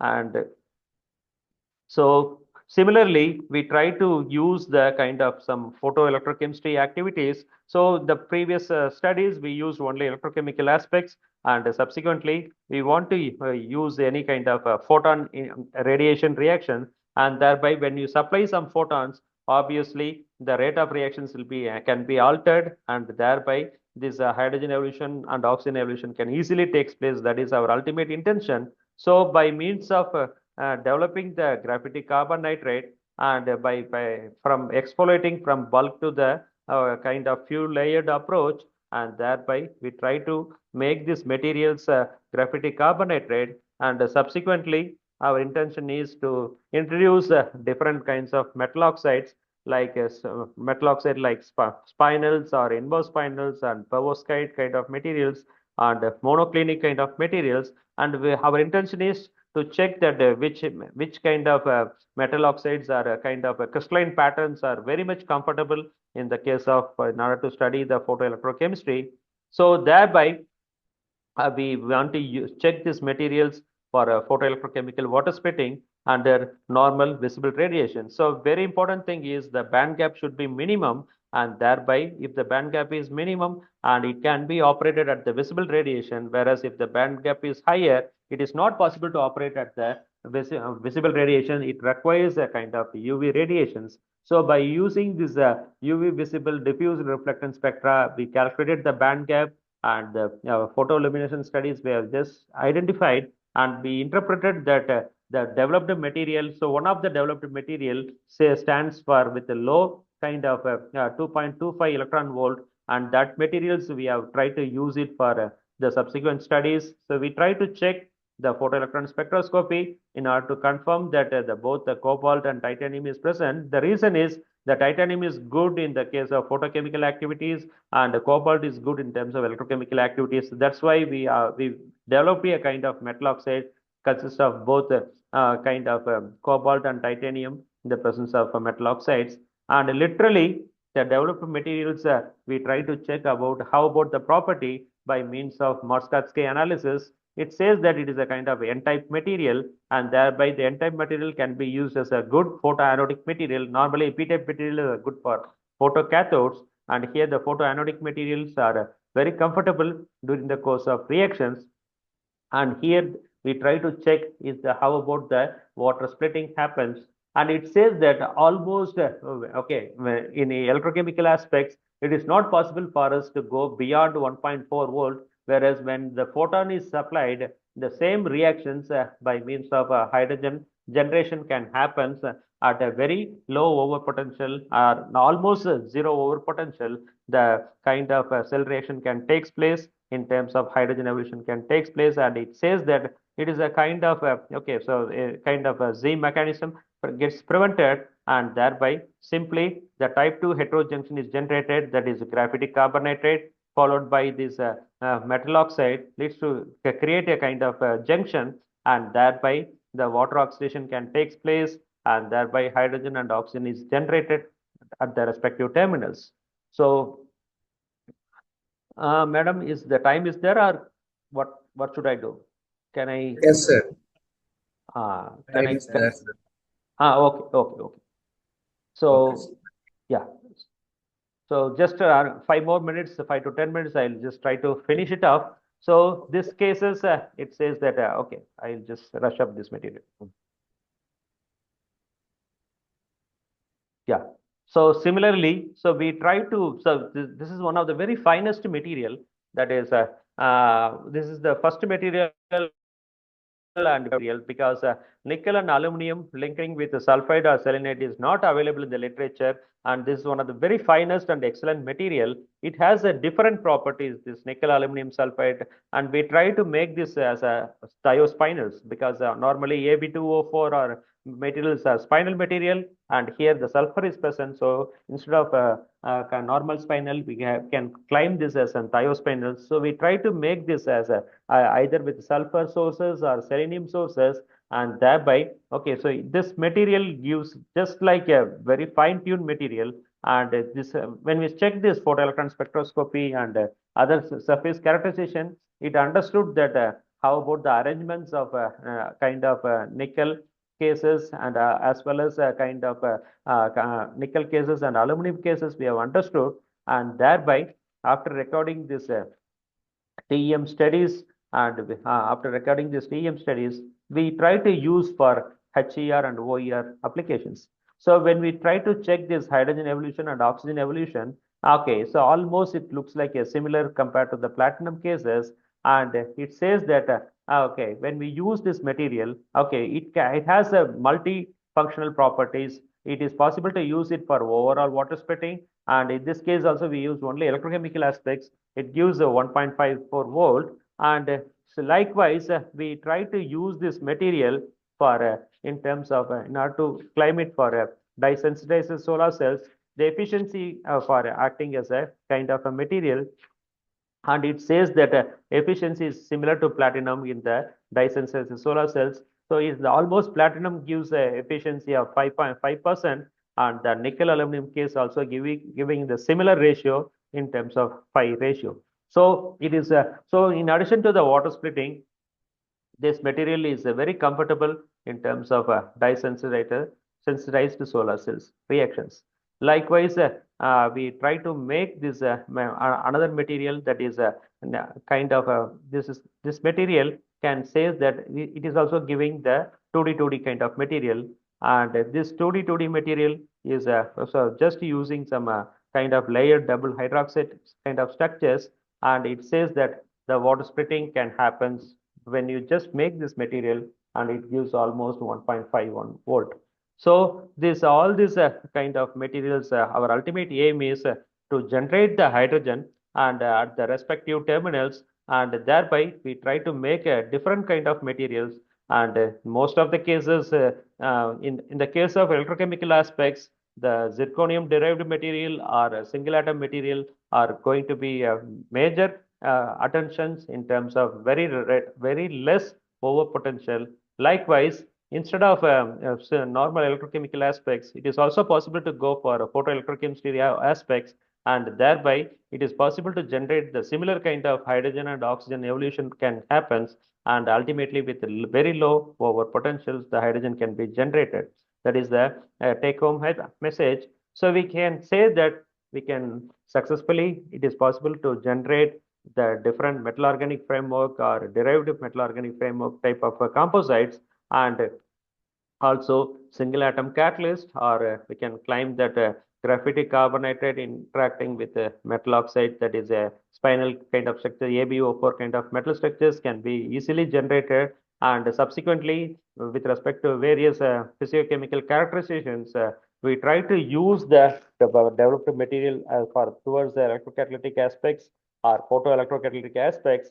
Our ultimate intention is in all these cases, our intention is the material should be comfortable for both hydrogen evolution as well as oxygen evolution reaction should take place. Because in most of the, sometimes we used to have the kind of information that certain materials are very good for hydrogen evolution, may not be comfortable for oxygen evolution cases. But whatever material right now we have mentioned, in the same material has a very good bifunctional properties, that is simultaneously the hydrogen and oxygen can be generated by producing 4 electrons by oxygen evolution, and thereby the hydrogen can be easily reduction, or a hydrogen molecule can be generated at the cathodic compartment with very low over potentials, and thereby Okay, so I didn't go much with respect to the mechanisms, and in most of the cases, the case of oxygen evolution cases, it followed a kind of adsorbate evolution mechanisms, whereas the HER followed by means of Walmer-Havrasky mechanisms or Walmer-Tafel mechanisms. So mostly the Walmer-Tafel or Havrasky, based on the Tafel slope, it is possible to claim that which type of mechanism followed for the HER studies. And in all the cases, we try to the developed catalyst, which is mimicking the standard catalyst, like with respect to platinum for HER studies and with respect to OER for okay, so with respect to ruthenium.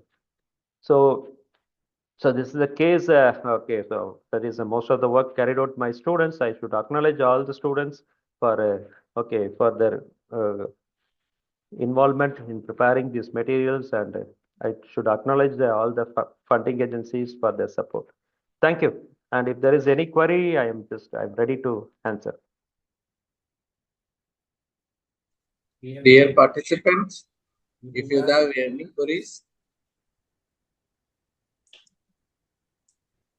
kindly unmute your mics and ask to the resource person.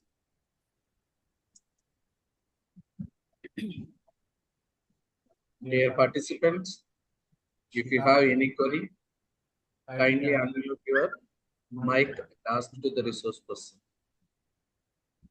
Sir, good evening, sir. Yeah, tell me, madam. Sir, I have a basic question. Kindly pardon me, my question is up, sir. Cost of electrolysis will be too much, no, sir. And second thing is, the electrolysis process requires. Madam, echoing, ma'am. 1 second, sir.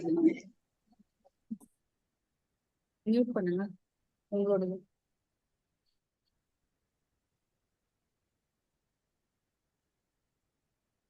Yeah, tell me, madam. The first one, compared to the cost of catalyst, which will be costlier.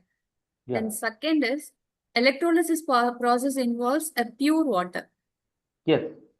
We require pure water. Yes. Then after doing so much process with so much costlier things, we'll be obtaining hydrogen. Will it be affordable for commoner? Because the process of going for hydrogen fuel or fuel cell is to reduce the burden as well as for green energy system only, right? Yes. Yes. Thing is, which becomes so much costlier when compared to normal fossil fuels, right? That's what I'm asking. Will it be affordable for a commoner? Yes, so many researchers have proved that they have made a laboratory model and prototype model right from first session to your session. You have proved and results are very convincing. But my doubt is, yes, we could develop a laboratory model as well as prototype model. Will it be affordable for a commoner, sir? Yeah, the thing is, right now, as you said, that is whether it will be cheap compared to the conventional fuel. Okay. Yes, sir. So yeah. So earlier, so we know that the mobile phones, when it comes, it was very expensive. But right now, you just see that any kind of 5G phone right now, we can buy it at the matter of very few thousands, isn't it? So when initially the initial cost will be very high, but when the kind of commercialization takes places right now, so here whatever material right now we are saying, it says that we have developed only on the carbon paper or kind of a nickel foam kind of material we have used, and continuously we can reuse the material for longer period of time. And the electrolyte here, we didn't use any kind of ionic liquids or any kind of other materials. So either it's semi, I mean, in terms of basic medium or in the neutral medium, we just checked the materials. So we didn't use any kind of costly electrolytes in these cases. So normally either between the pH of 4 to 8, we have just studied with respect to the, and here the electrolytes is normally with respect to the common supporting electrolytes we have used in order to increase the conductivities. So we didn't use any costly electrolytes, and also we didn't use any costly kind of electrodes in order to generate the hydrogen for more than, okay, in most of the cases we recorded for 100 hours. In some cases we recorded up to 50 hours. And right now, we can say that the hydrogen can be generated, but if you ask that this systems, is it possible to make a prototype means, generally it is possible, but the very important thing is if any kind of a joint venture is coming from the private partnership, if it comes, so we can make a kind of material at the larger scale, with a more area. Okay, right now we try to make at the maximum, because the funding, whatever funding right now we have, it is possible to make of maybe at the maximum of 5x5, that is 5 centimeter cross 5 centimeter cross electrodes can be generated. But if you try to make at the larger scale of surface area, definitely the hydrogen generation can take place at rapidly, I mean at more percentages, so that the Faraday efficiency can meet out the demand for the existing kind of things.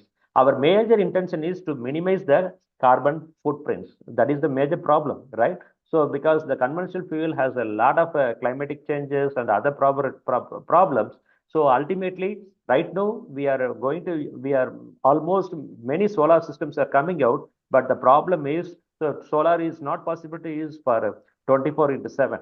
So because only in some part of the countries only 6 hours is there, some part there will be 12 hours, and some other countries, okay, almost there is no solar, I mean sun, for 3 months or 4 months. Those kind of scenarios are there.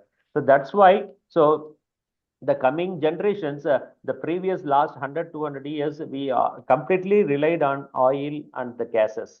But the next 20, 30 years, we can't say that one will be the major partners. I don't say that the conventional fuel will be completely removed off, but the minimum, it will be slowly reduced. So earlier it was 100%.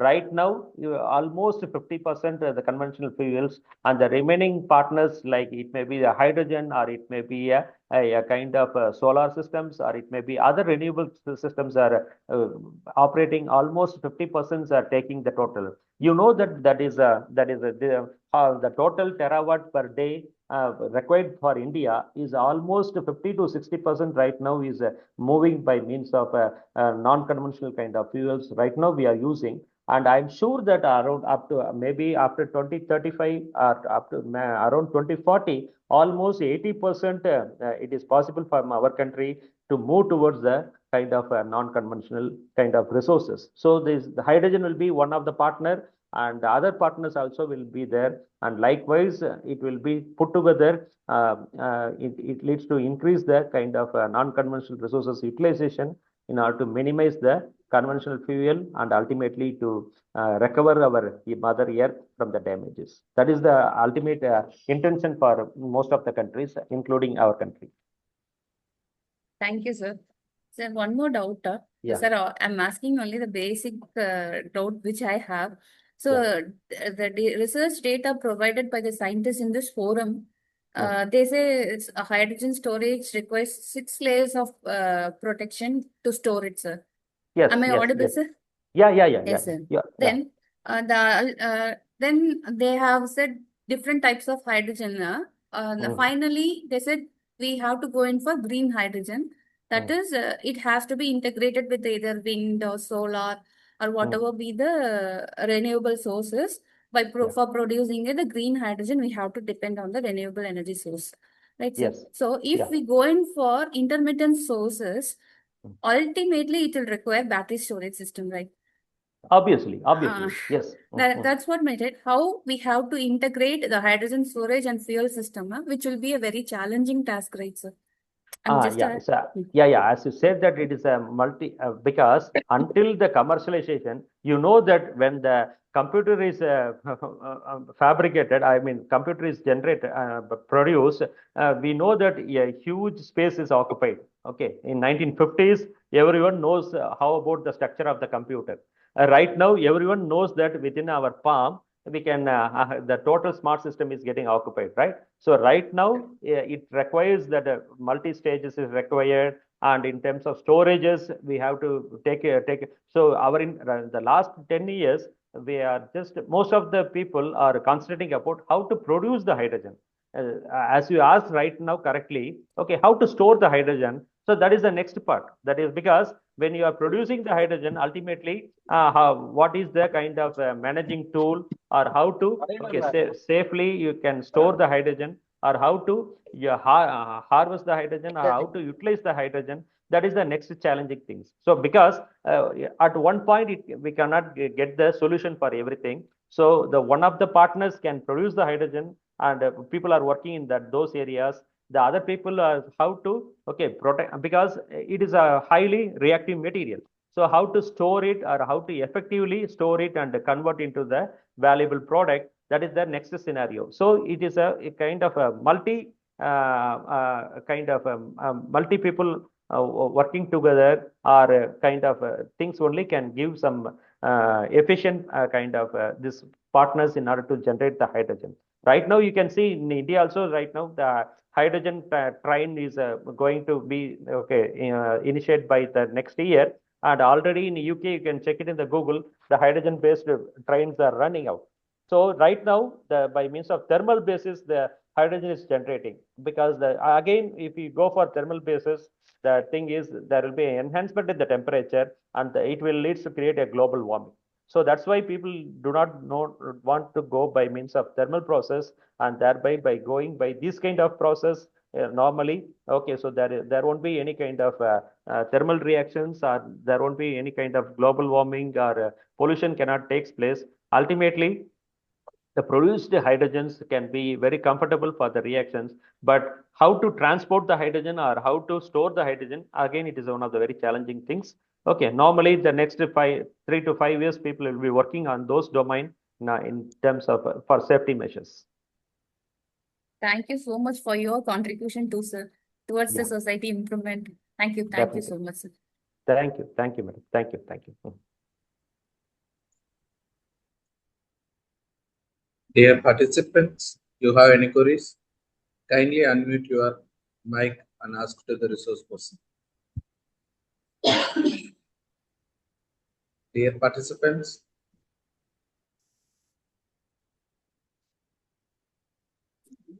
you have any queries? Otherwise, we have to conclude the session.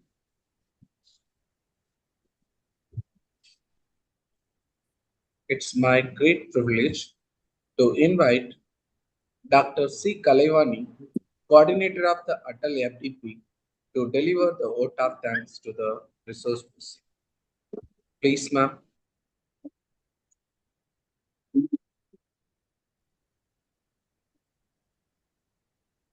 Thank you, sir. On behalf of the organizing committee, I take this opportunity to express sincere gratitude to our esteemed resource person, Dr. N.Selvaganesan, sir, Associate Professor and Head of the Department of Chemistry, Bharathiar University, Tamil Nadu, for his valuable contribution to this Atal IIST-sponsored 6 days online faculty development program on emerging trends in digital twin technology for hydrogen protection, storage, and transport.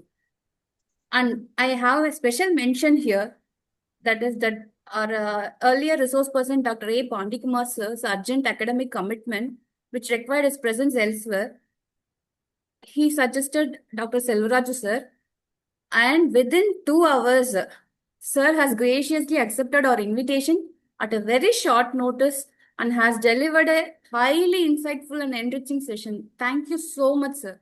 With his vast experience in electrochemistry, advanced materials, and sustainable energy research, he provided participants with clear perspectives on emerging trends and real-world applications. We deeply appreciate his dedication, clarity of presentation, and engaging interactions, which made this FTP a great success. We also thank Atal and IIST, our institutional leadership, organizing team, and all the participants for their support and active involvement. Once again, we extend a heartfelt thanks to Dr. N.Selvaganesan, sir. Madam, Dr. Manjula is asking about Xanes and XFs. Whether Dr. Manjula is there? 1 second, sir. Yes, sir, I am here only, sir. Yeah. So just now I checked your chat box. What do you want to know about, ma'am? Xanes and XFs? Xane and XFs to know about the atomic fine structure, madam. Mainly for atomic fine, if you want to develop any atomic scale structures, these two tools are the only prominent tools with respect to the sources. Either you can, whatever material you are developing, accordingly you have to use the same sources like cobalt or molybdenum or tungsten kind of sources. You have to use it, and in order to understand that is it in a atomic state or in a higher states. Normally, whatever material we are preparing, it will be in a kind of clusters with higher nanometer size. Okay, the restricted size in atomic scale, very few people are working on it. That's why using these XANs or XFs, you can record it. But in India, only at a UGC DAE, that is Department of Atomic Energy Consortium at Indore, we have the facility. They have the facility, and you have to give the proposal. The proposal should be accepted, and then you can record it. Or else, okay, in some of the developed countries, they used to have very good sources, but it is very expensive to record these XANs and XFs. Okay, but UGC DAE is providing free of cost, and you just check it in the website. The UGC Department of Atomic Energy Consortium at Indore, and if you give any proposal for recording, and they will give you acceptance, and you can record the samples. Okay, sir. Okay, sir. Thank you. This is the first time I came to know about this characterization, and I very much thank you, sir. Yeah, for atomic level studies, these two studies only prominent studies, madam. There is no other studies. Okay, sir. Okay, sir. Thank you so much. Great to know from you. Thank you, sir. Thank you, ma'am. Yeah, thank you. Once again, Thank we you, extend a heartfelt thanks to Dr. T. Selvaraju, sir, and wish him continued success in his academic and research pursuits. Thank you, sir. Thank you all. Thank you, madam. Thank you for this opportunity. Okay. Thank you, sir. 1 second, sir. We need a photo session. Dear participants, kindly unmute your video. We need a photo session.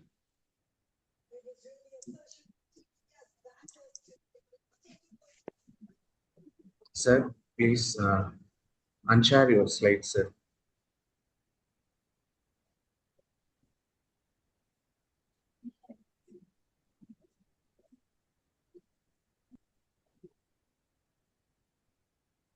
Sir, Yeah. go to presentation, sir, so that all the things. Stop your stop, sir. Sir, you would stop sharing the PPTs. Yeah, just a minute. It is hanged, I seems. Just a minute. It's okay, sir. No problem.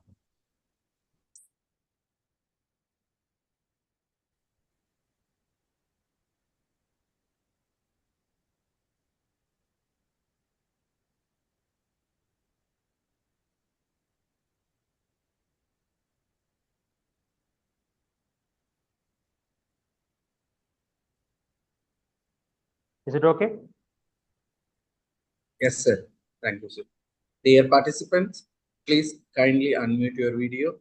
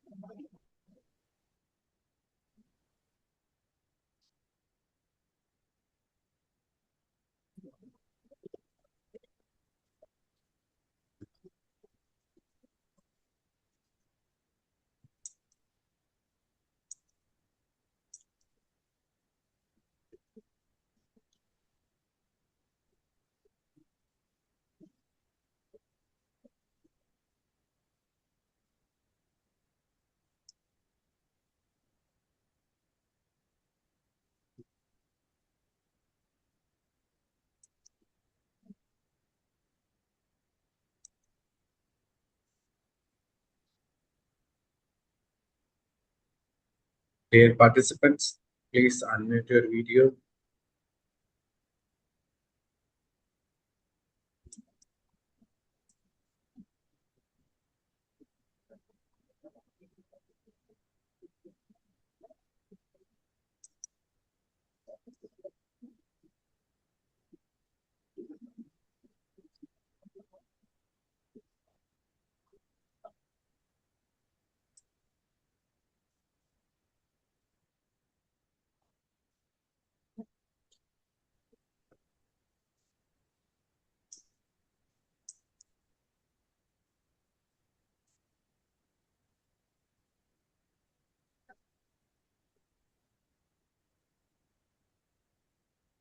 Which one?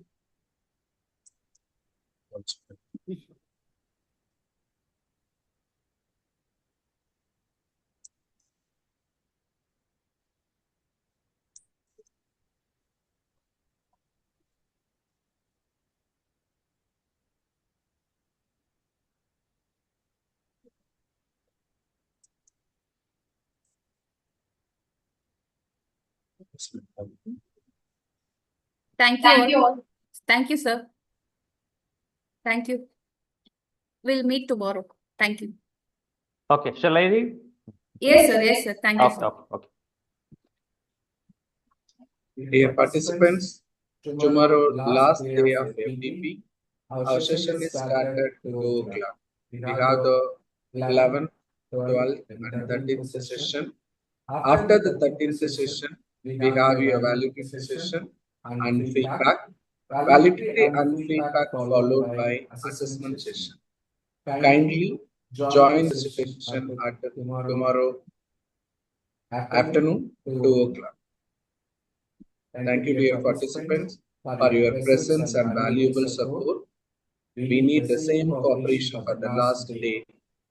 Tomorrow you have to join the LFTP on 2 p.m. Thank you. Once again, thanks to all.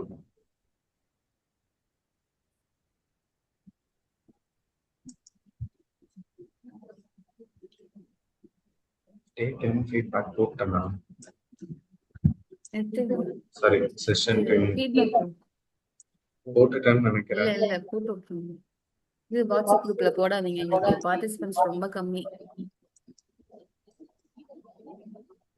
இங்க மட்டும் chat பாக்ஸ்ல போட்டு close பண்ணுங்க. என்ன shall I leave? One second. Please share tomorrow should be in WhatsApp also.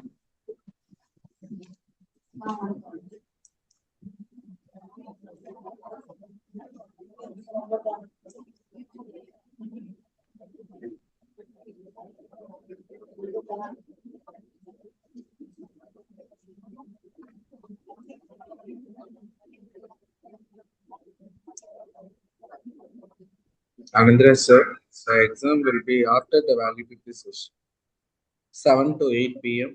through Atal portal.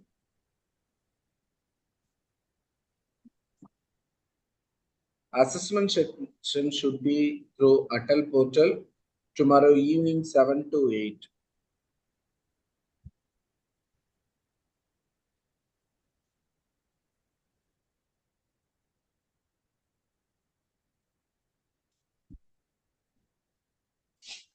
The session 10 feedback will be shared in the chat box. Kindly fill the feedback.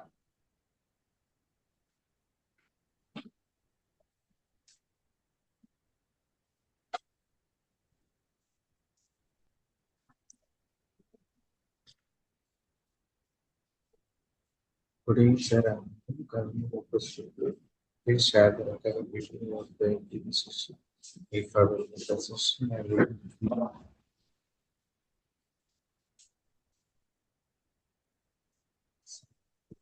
Yes, ma'am. Sure, ma'am. After completion of FTP, recorded video as well as the PPT will be shared through mail. You are registered mail, ma'am.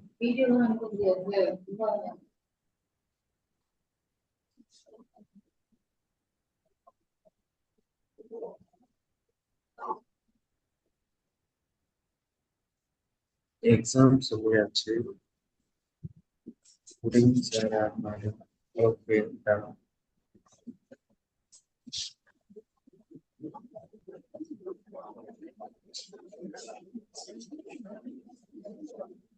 Ma'am போகும்போது நாளைக்கு session details வந்து கொஞ்சம் வாட்ஸ்அப்ல போட்டோம். போகும்போதே போட்டுருங்க, எல்லாரும் அதை தான் கேட்டுட்டு இருக்கோம்.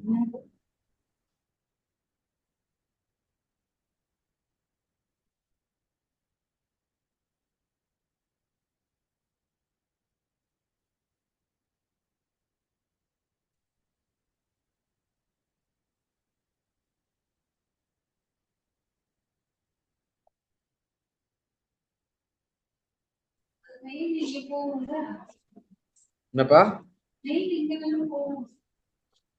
மெயிலு